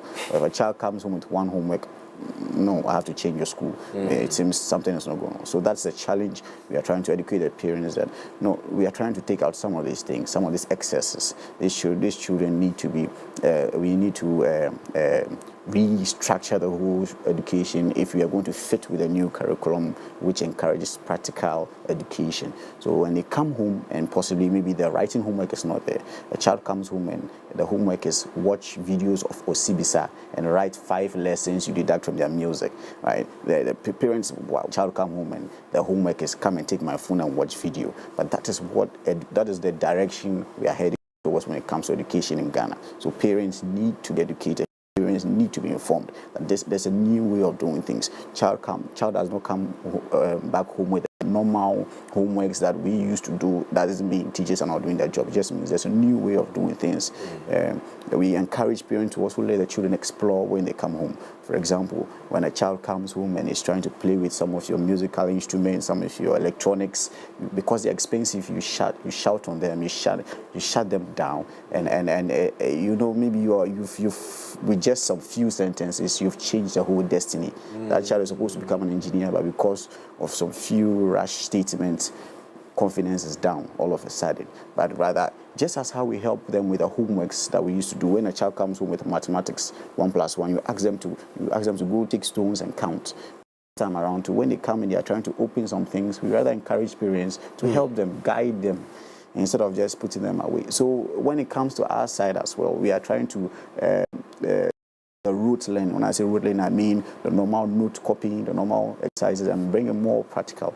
So when it comes to science, the normal one we do, it's still there, but then most of the topics in there are practical. So we bring in those things, we bring it with us when we bring the STEM. So science can be broken down into different fields, and then they do it practical. So when instead of science, going to science class and say, okay, science class and mix biology, mix everything, no, we've broken it down. There's no longer the traditional science. Now we have a biology class, you go to biology. We have a chemistry class, go to chemistry. We have a robotics class, which we do, go to robotics. And when it comes to mathematics, we have the normal mathematics, and we have specialized mathematics, which some people know as UCMAS, where we teach them how to do additions very, very quickly. So I was hoping next time I'll be here, hopefully I'll bring some of the children and they do some of the very quick mathematics. No, I want to try it out with you. No, I want to try it out. Unfortunately, I went to the old traditional system, but I'm adjusting to it now. Okay. But I have teachers who work for me who are very, very good at teaching some of these methods. Wonderful. But let's stay a little more on the standard kits, because you make a lot of inference to them and you refer to them a lot. Yes. But let me ask. Yes. For you, does it start from class 1, or it starts from class 6, or it starts from GHS 1? Okay. So currently we start from class 4. Class 4? Yes, but we say basic 4. Yes, basic 4. Basic 1, 2, and 3, we believe we impact them, we introduce it to them little by little, but it's not as focused as class 4 going to GHS. When you're at class 4, the brain is automatically at a level where it's able to manage this thing. So we start from class 4. Class 4. Yes, please. Wonderful. So at class 4, science is no longer science. Yes. It gets broken down into... Yes, it gets broken down into the different parts. We have the robotics class, we have the biology classes. Just yesterday I was with them and I was learning some of the part of biology. And biology class? Yes. They are still drawing cockroaches? No, but that was...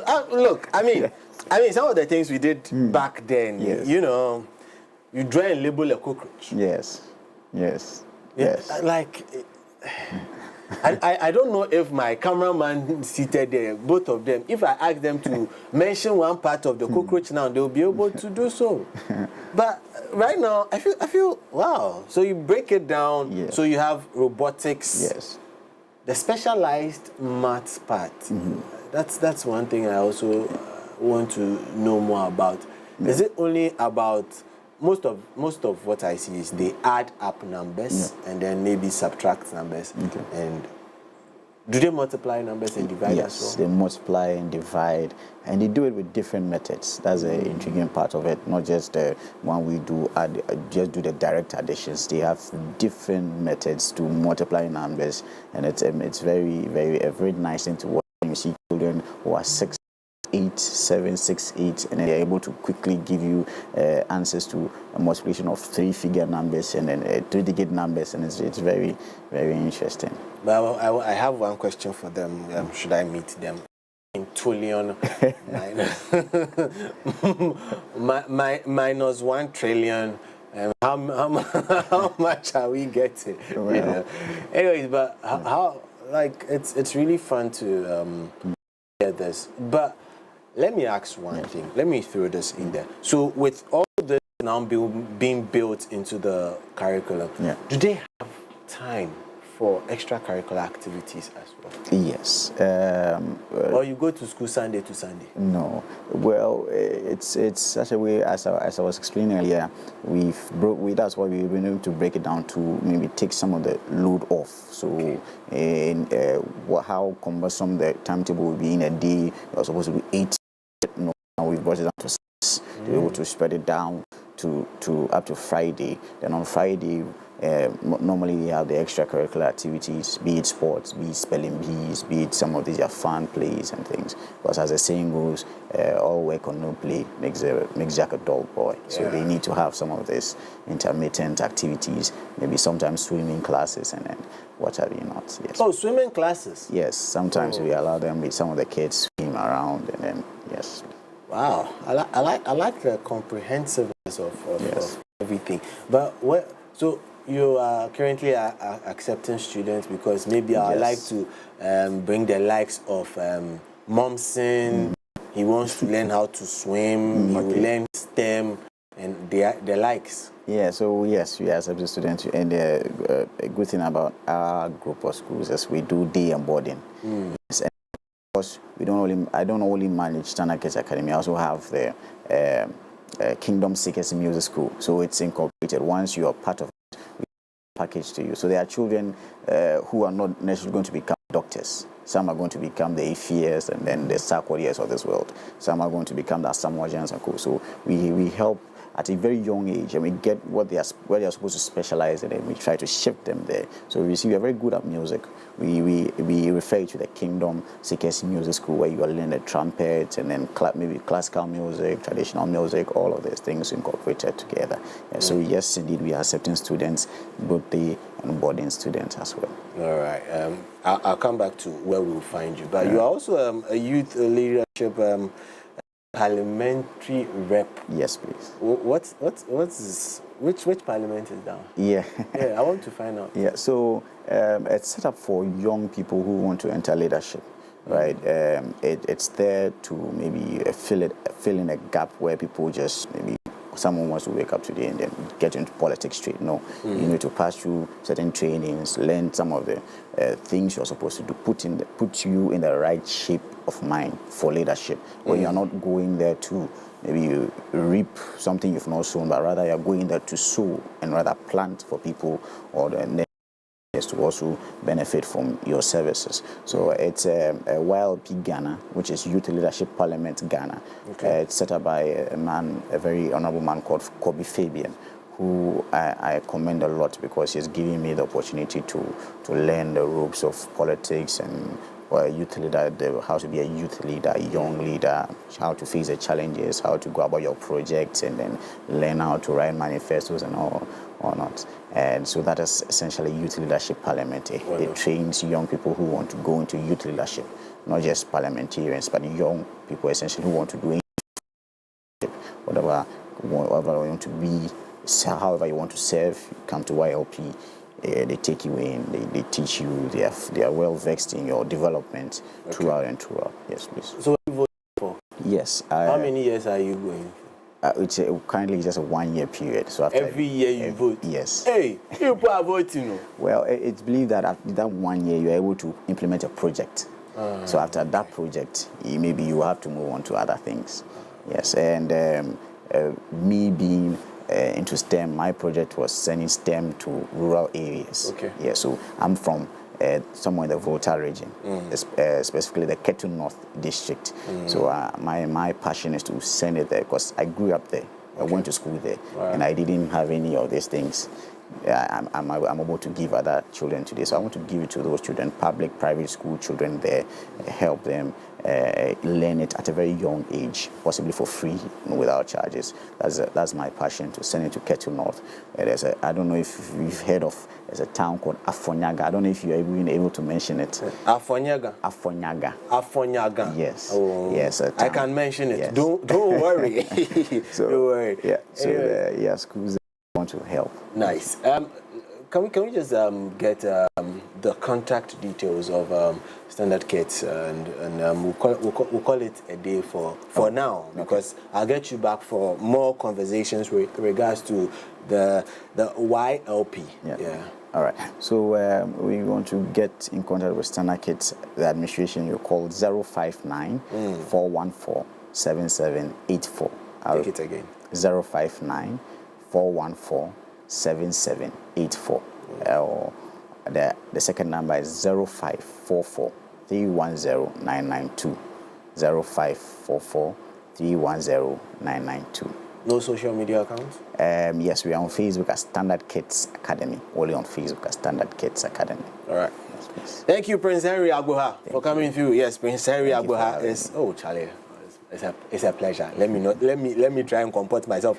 So Prince-Henry Agoha is from Standard Kids Academy, and he's also the managing director of Standard Schools Group. He's also a youth leadership parliament member for the Pong Katamanso area. That area is big. Prince-Henry. Yes, sir. Thanks for coming. Thank you. Thank you. Anyways, this is still the AM Club. We'll continue right after this break.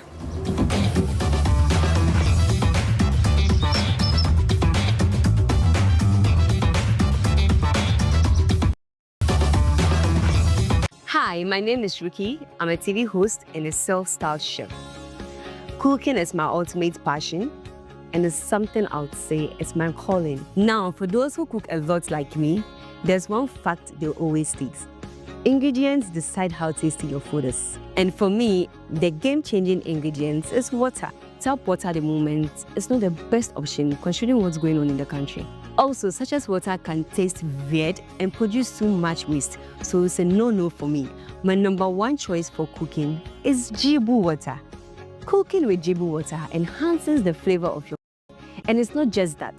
Unlike other brands where you have to pour it from a heavy bottle, the dispenser bottle comes with a tap that makes things so easy. So you see how simple it is with Jibu? Cooking with Jibu gives you big flavors and great taste without all the stress. Remember to cook with Jibu. Jibu, transforming opportunity to thrive. Potter City and the Welfare Center presents Dominion Praise 2025. Theme Ebenezer. Thus far has the Lord brought us as we celebrate 10 years of Potter City and the Praying Family Chapel. Ministering in song, Nathaniel Bassi.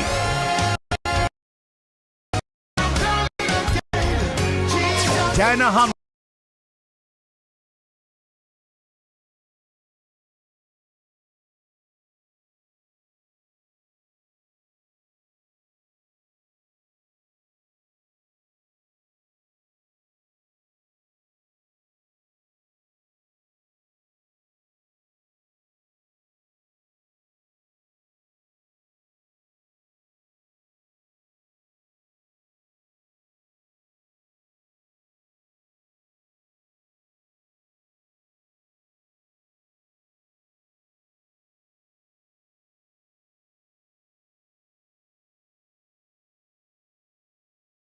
(2025). Venue is a Potter City, Mutual Prom, and the time is 4 p.m. prompt. Entry is free. Come, let's celebrate the Lord for 10 years of His favor, grace, and common mercies.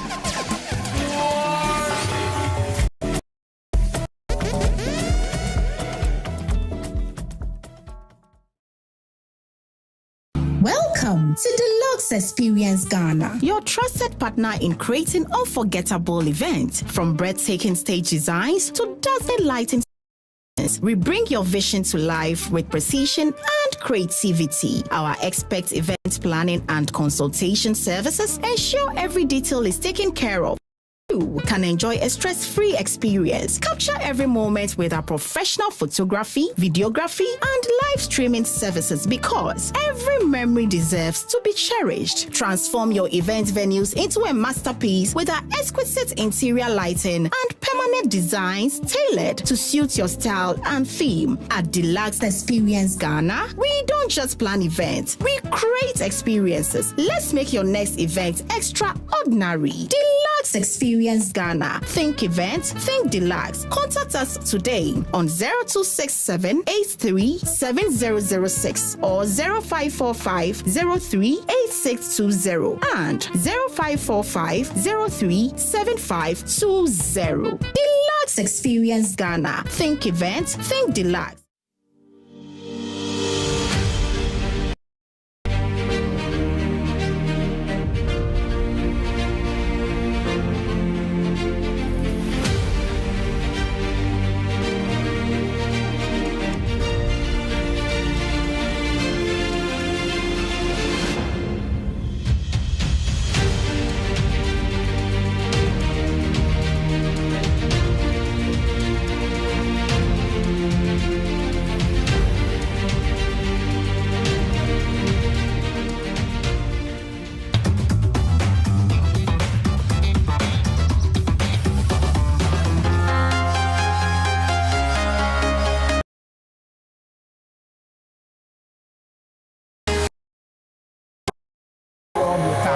Where our passion for gaming will produce unparalleled content like you've never seen before. You're welcome to the VGA Esports Show, where we'll be producing top-level esports action and the gaming stories from all around the world.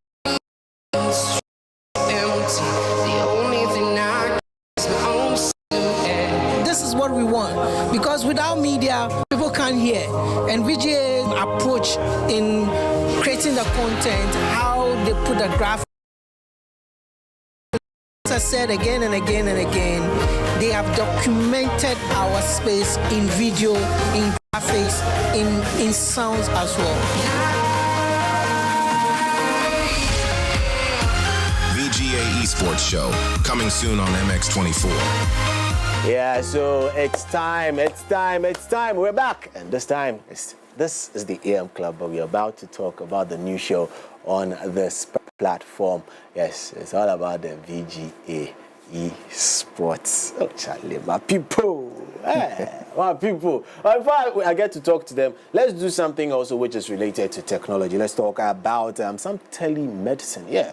In this world now is very, very fast-paced, and accessing quality healthcare should be simple and convenient. Listen, that's why Equity Health Insurance presents the telemedicine product, which is designed to bring expert medical consultation right through your mobile telephony device and your wireless devices such as this as well. With just a call, you can be connected with licensed doctors anytime, anywhere, whether you are home, at work, or on the go. This service ensures that you receive prompt medical attention, prescriptions, and professional advice without any hassle. Yes, the hassle of long queues in the hospitals and wait times is a thing of the past. For as low as 6 Ghana cedis, you can enjoy 24/7 access to doctors' prescription support and referrals when necessary. Don't let distance or time constraints stand in your way of a good medical health care. Contact us today on 0204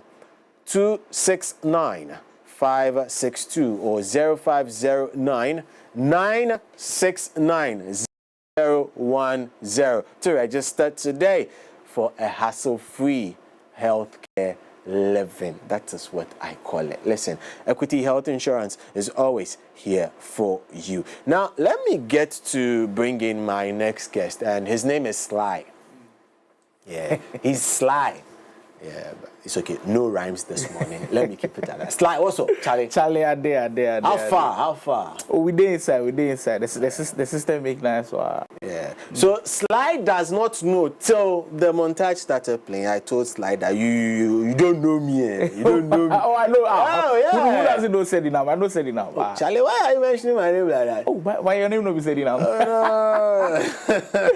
But anyways, Sly is the host. Yes. And also the shoutcaster for VGA Esports Show. Charlie, Sly, let's dive into the depth of it. Charlie, what's VGA Esports all about? I think before we even get to what VGA is, I think where there's esports, and maybe somebody hearing it for the first time, I think, like, what is this name that I've not heard before? But you see, there's a name that everybody's familiar with, sports, and we just added the E. The E just means electronic. So any sports that you're playing, whether it's football, basketball, volleyball, tennis, we've got the electronic side of it. And we all play video games. You said we play video games. Whether it's on your phone, if you've got a console, if you've got a PC, you're playing video games on it. So that's just casual gaming. So we call you a gamer if you just play video games. But if you take it to the professional level, where not necessarily you signed a professional contract, but you're earning money from playing video games, you're playing in competitions, then we call you an esports athlete. So that's just the professional side of playing games.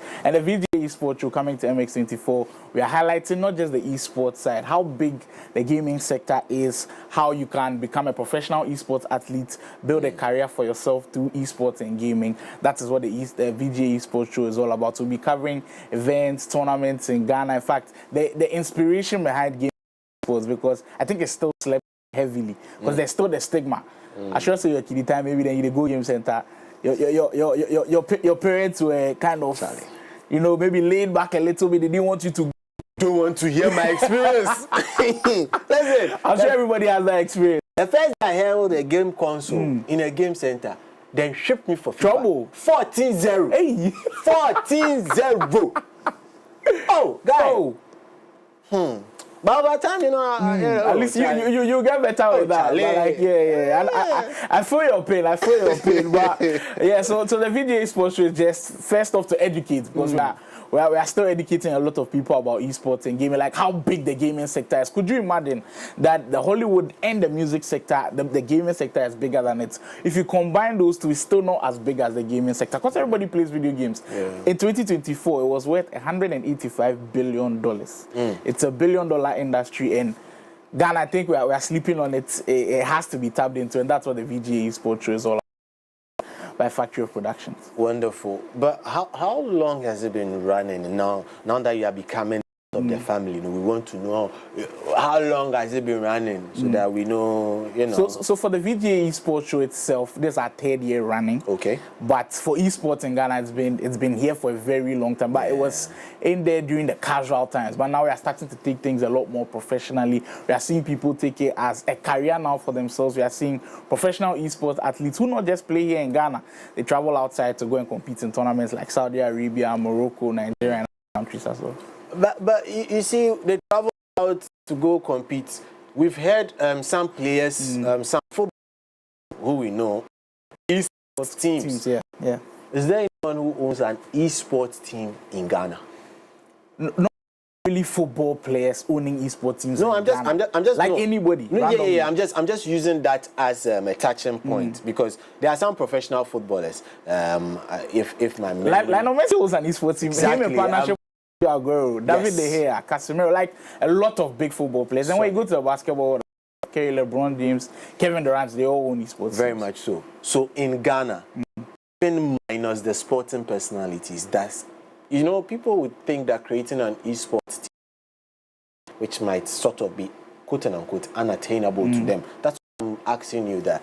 Does anyone own an esports team, so that maybe I'll become the first Ghanaian to own an esports team? There are people who own esports teams. Because it's an expensive venture. It is an expensive venture. Like, I think back in the days, there was this notion that gaming is not expensive, but it is indeed expensive. If you want to like own a PS5 console for yourself, it's worth like 8,000 cedis. Xbox is around that same region. You want to build a gaming PC, you're even going above that. So it is expensive, but we do have esports teams in Ghana, like Play Province, Canvic Records, Ace Gamers. So there are esports teams that if you do want to join and play professionally, they can train you to get to that level of some of the very best in the world. Wonderful.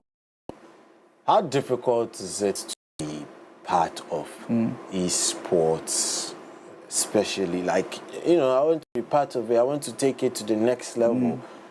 How difficult is it, especially knowing where we come from? I wouldn't say it's difficult, but if you get to the very high level, you'd have to keep consistency. It's just like playing football.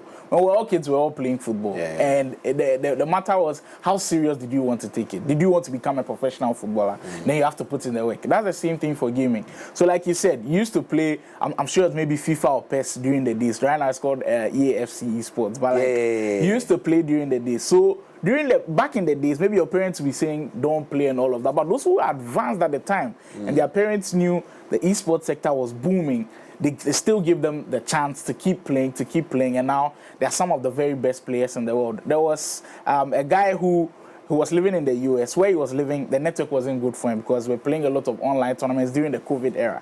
So he spoke to his mom, and his mom knew this is something that could be huge for him. And then he moved to a different area in the community, got better internet, and now the guy is worth over $1 million just playing video games.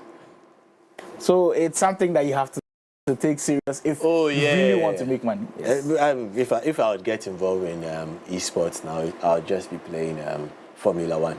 Formula 1? Oh. That's a nice venture. There's virtual Formula 1 as well. Yeah. That's the one I want to take part in. And if I want any team to sign me, please, McLaren esports team. He's here. But tell us, why join ties with MX24? Why yes, I think it just coincides with the audience. It's a match made in heaven, if you ask me, because esports, I know a lot of people, when you hear gaming and esports, everybody thinks it's for kids. But right now, the average age for people who play video games is age 33. So a lot of people play video games. And like if you are 25, 26, 27, even if you are 18, 19, you're still playing a lot of video games. And we know MX24, that is where like the viewers are. And we know the eyeballs will be on us for the VGA. So it's the perfect opportunity to come on and just preach the good news about video games. And you know what? it's not all about just playing professionally. If you want to play casually as well, like you've closed from work, you want to hop onto a little Fortnite, a little FC, just to take your mind off the stressful day of work, there's that side to it as well. If you want to go the professional way, like you're closed from work and you still want to play gaming and esports professionally, the VGA Esports Show, we are showing you everything, the whole package that comes to esports and gaming. So when will you be showing me everything? Which time does it air so that we see everything? So right now you don't have any problem. So every single Saturday, 5 p.m., the VGA Esports Show is there for you. We'll be doing a lot of tactical breakdowns. For those who like a lot of FIFA, now it's called EAFC, so we have to call it EAFC. Tactical breakdowns will be there. So you're playing your video games, you're playing with your friends at home. The boys then catch you and then they score you. Oh, me now, nobody they do that. Nobody they score you. No. Well, it seems like Sally now is confident. Maybe we'll be a lot of tactical breakdowns. They will be having a lot of coverage on tournaments because there are big tournaments coming within the next few weeks. We'll be having a lot of insights as to what is happening in the world outside with esports, how you can venture into esports, all of the things that you need to do. The roadmap basically is on the VGA Esports Show every Saturday, 5 p.m. So does it repeat on Thursday, 5 p.m.? Yes, it does. So and then it shows on Saturday, 3:30? 3:30 rather. So Thursdays 5 p.m. for the repeat. Saturday 3:30 p.m. Apologies. No, don't worry. You see, when there's excitement in the way and there's esports in the way, that's fine. That's fine. Anyways, any plans of a VGA esports festival? It is in the works. It is in the works because this year we're having our 3rd year anniversary at the Foresight TV Mansion. We had like a big tournament, the VGA Grid. If you're part of the esports community, you definitely did hear about it. It made a lot of waves and a lot of people seem to be excited because we even tapped into a new source that we didn't think people would be excited about, but it really got people moving in. Of course, joining with MX24 is a huge deal for us. There will surely be an esports event or a festival, just like Sedi is mentioning. So just keep tabs on the VGA Esports Show. Make sure you're logged in every single Saturday, 3:30. You don't want to miss out. Like, even if you're not a fan of gaming, I bet you just take 30 minutes of your time and watch the show. I'm sure there's something impactful there for you. There's just a lot for us to give to you this coming Saturday and every Saturday that's coming. Sly, Charlie, you got any final words for us? The final words are video games are for everybody. They are for everybody. Everybody. You that. Everybody. You that. Everybody. You that. You play video games for your phone though? Oh no. You know, but I know people who play video games on their phones, like Candy Crush, like a simple game like Candy Crush. You know, there's a $1 million tournament for Candy Crush. Anyways, $1 million. That is why we at MX24 partnered with Factory of Productions to bring you the VGA gaming or esports to your Ghanaian screens. Yeah, no one does it better than us, Charlie. And Sly here is the host of the show. Yeah, Sly the big man. The big man. Like the bigger man be here. We did. Lie. Anyway, Sly, Charlie, it was cool hanging out with you. Get to catch up much later as well. For sure. We'll have to hop on one game, though. Oh, I'm open. Yeah. The way I'm the brag. I know the brag. I'm just being factual. Like we always say here, you know, we are factual. Yeah, so I can't be bragging here and being factual. Okay. We'll see with the facts. So I thank you for joining us.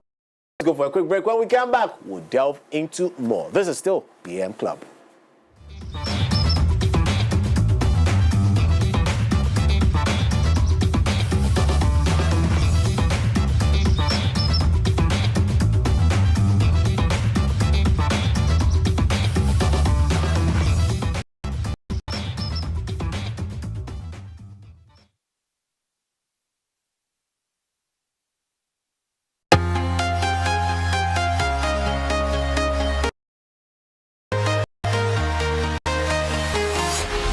Into the virtual world with us, where our passion for gaming will produce unparalleled content never seen before. You're welcome to the VGA Esports Show, where we'll be producing top-level esports action and the gaming stories from all around the world. I'm walking alone, the streets are empty. The only thing I can see is my own silhouette. This is what we want, because without media, people can't hear.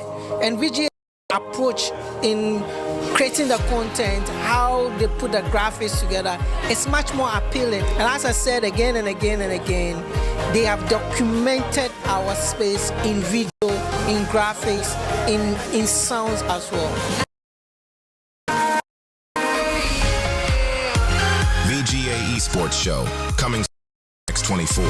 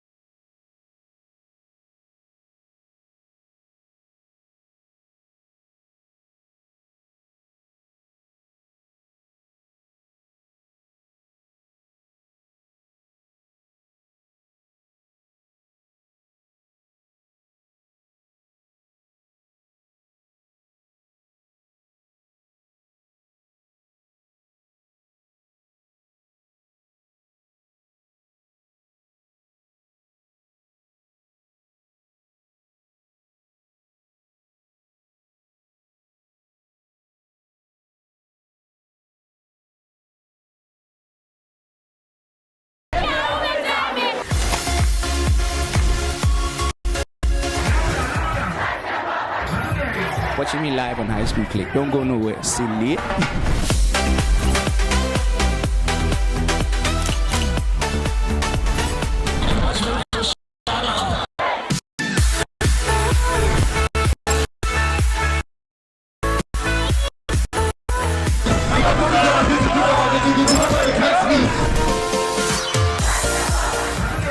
Watching me live on High School Click. Don't go nowhere. Silly.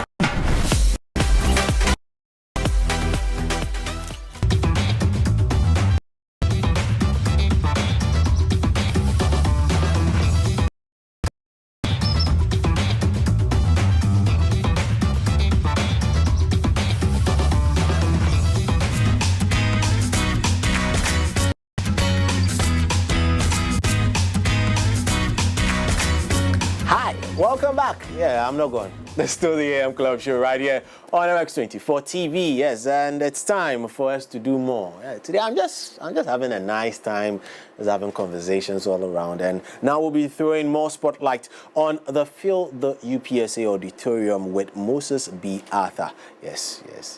So you fill the UPSA Auditorium, but you need people who would also just marshal that force behind it. And joining me for this conversation is Makeda. Yes, she is the founder and CEO. The moment I hear founder and CEO, you know we are talking to a big woman. Yeah, and she's the founder and CEO of Survey Chicks in Real Estate. She says USA, but I like to call it as a global entity. Why? I would explain later. Welcome to Ghana, Makeda. Thank you. I'm glad to be back for my fourth time. Fourth time? Fourth time. So what's your favorite meal when you're in Ghana? My favorite meal? I love the lamb chops. Of course, you can't come to Ghana and not have the jollof rice. I do not like it that spicy though, but it is pretty good.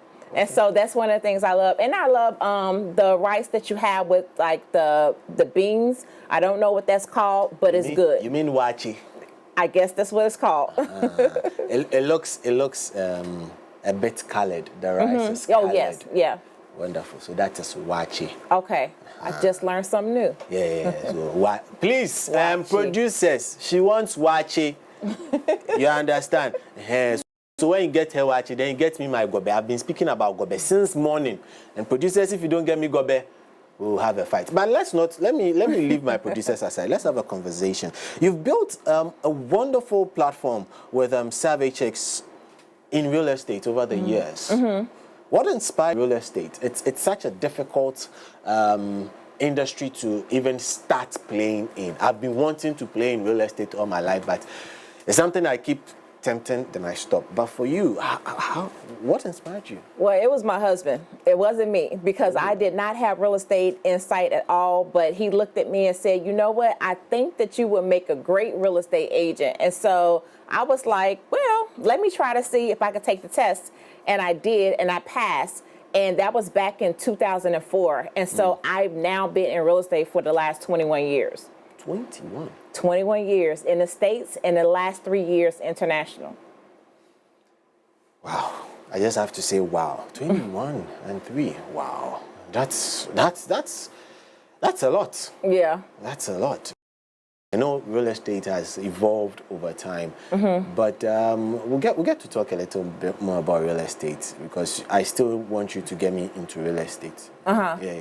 But this is your first time engaging with Trailblazers Unite. What's that one thing that drew you to this particular initiative? I would say the host himself, Moses B. Arthur. Like, ever since I met Moses, which was about a year ago, he speaks with such wisdom and so much command. And the thing that I saw with him being, at that time, 28 years old, building his own development, I'm like, what 28-year-old is building a development and doing all of these things that are in real estate? And that was something that drew me, because, believe it or not, you know, I have kids this age. Yes, I have kids this age. And so to be able to look at, like, my son, who, you know, is just working, you know, a full-time job being a teacher, at the same time having someone that's 28 years old that's building a whole conglomerate inside of East Legon Hills. And I thought that that was just amazing. And I wanted to be a part of, like, everything that he's doing. And so him invited me to be a part of the lineup of amazing speakers. Yeah. You see, I'm the only woman on the platform. Yeah. You're the only woman. And it's I feel it's not for the light part of it. It's because of what you've been able to achieve in the past 21 years and also 3 years globally. It's not easy to take a business from its local state into a global venture. It's quite interesting. But from your lens as a US-based entrepreneur, what opportunities do you see that we can collaborate that's between Africa and the especially also considering now that we are being heckled and slapped beautifully with tariffs? Well, one thing that I love about Ghana and the people of Ghana is that they know their history. I don't care from what region that I go to, we go to visit, they know their history. It doesn't matter if they're young, if they're old, they know their history and their culture. And I feel like when it comes to us as entrepreneurs in the U.S., we're always hustling and bustling. When I got to Ghana, I was able to slow down a little bit because, you know, when we come to the table, it's like, okay, let's get straight to business. And I learned that I had to sit back and say, no, how are you doing? How is your family doing? And I feel like the collaboration that we have is what's missing in America, is that we're always hustling and bustling, not taking time for ourselves, not always taking time for family. And plus, we don't know our culture and we don't know our history. And so just coming here, I've been able to feel grounded. My first time visiting out the slave castle and the river walk, it was an amazing feeling, and I felt very grounded.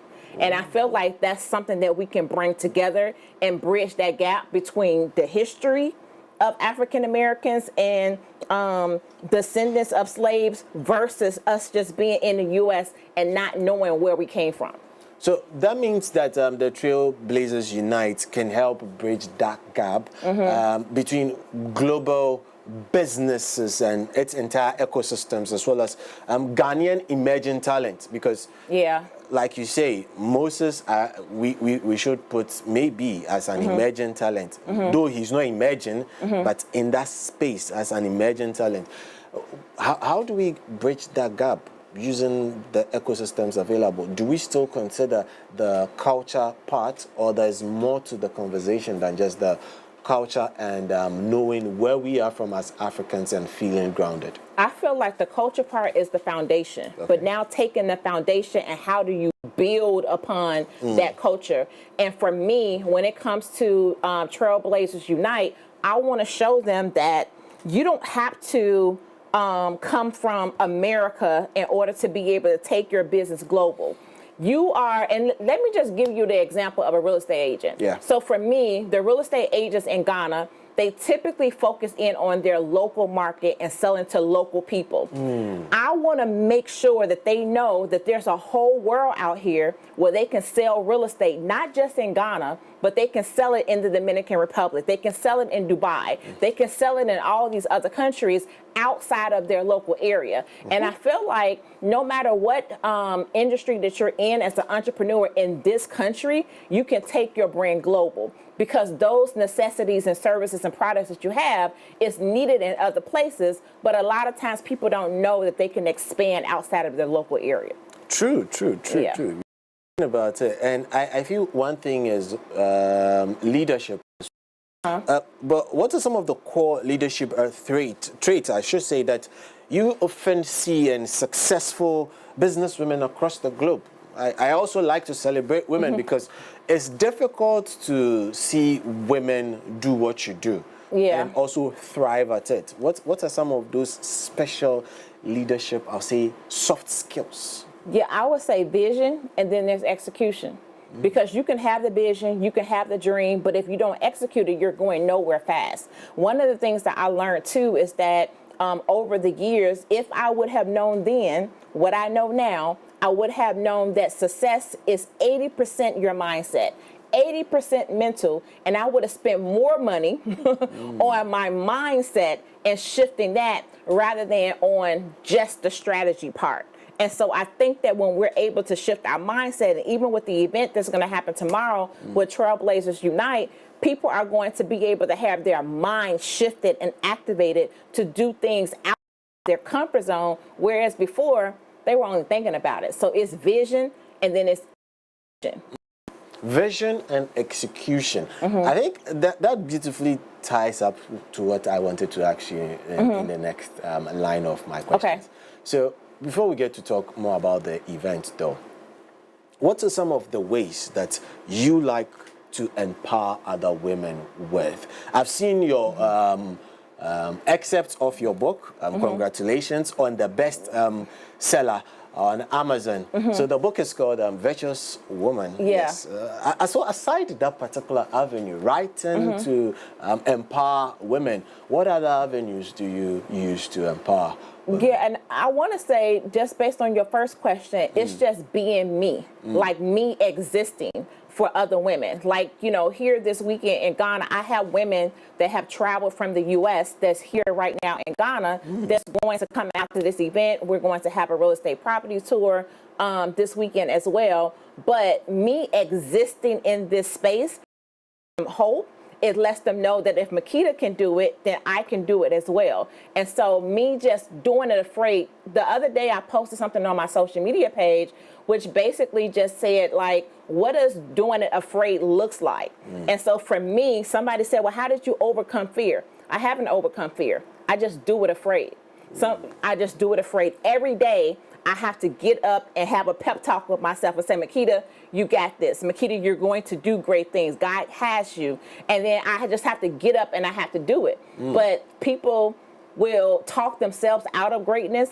They will talk themselves out of execution. They will talk themselves even out of the dreams and visions that they have for themselves just because of mindset. And so how I help other women? By existing as a woman, and especially as a Black woman, them being able to see themselves in me. Wonderful. Them being able to see themselves in you. But would you carry that on, further advise the Ghanaian woman who is having business to do, but with extremely limited resources?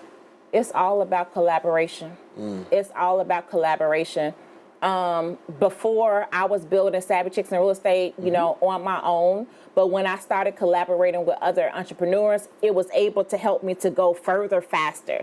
And you can't go further faster without uniting with those that are around you in order to be able to expedite. And so I would say to those that are here in this country, see how you can reach out wide to bring people in that maybe you may provide one service, but then this other person may have a product that can go with your service, and you can pull those resources together. But if we're always thinking that, oh, you know, I'm going to build my business here, let them build it over there, then we'll get nowhere.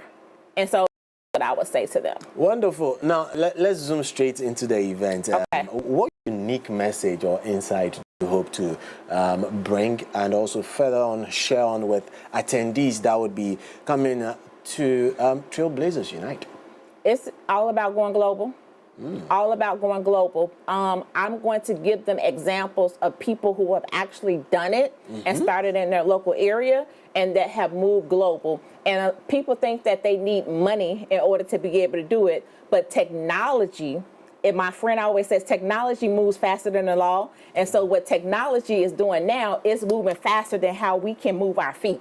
And it's with a click of one button, you're global. Look at TikTok, look at Facebook, look at YouTube. You don't have to be in these other countries or even hop a plane in order to be global. All you have to do is just go live. Go live. I like it. I like it. So bringing the global message into the local scene. Yes. I like it. I like it. But after this, are you open for any mentorship opportunities with you? Of course.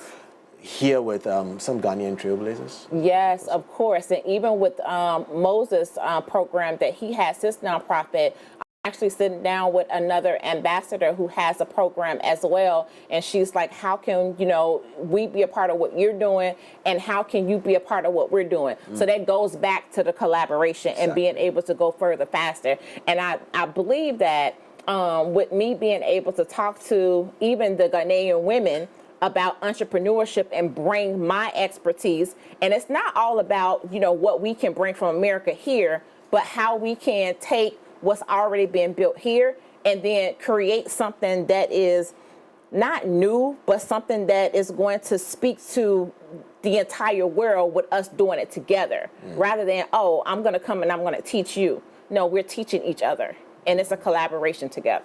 Wonderful. Now, just let's see. So where can people catch up on your work as an author, as founder and CEO of Savvy Chicks? I just like the name, in real estate.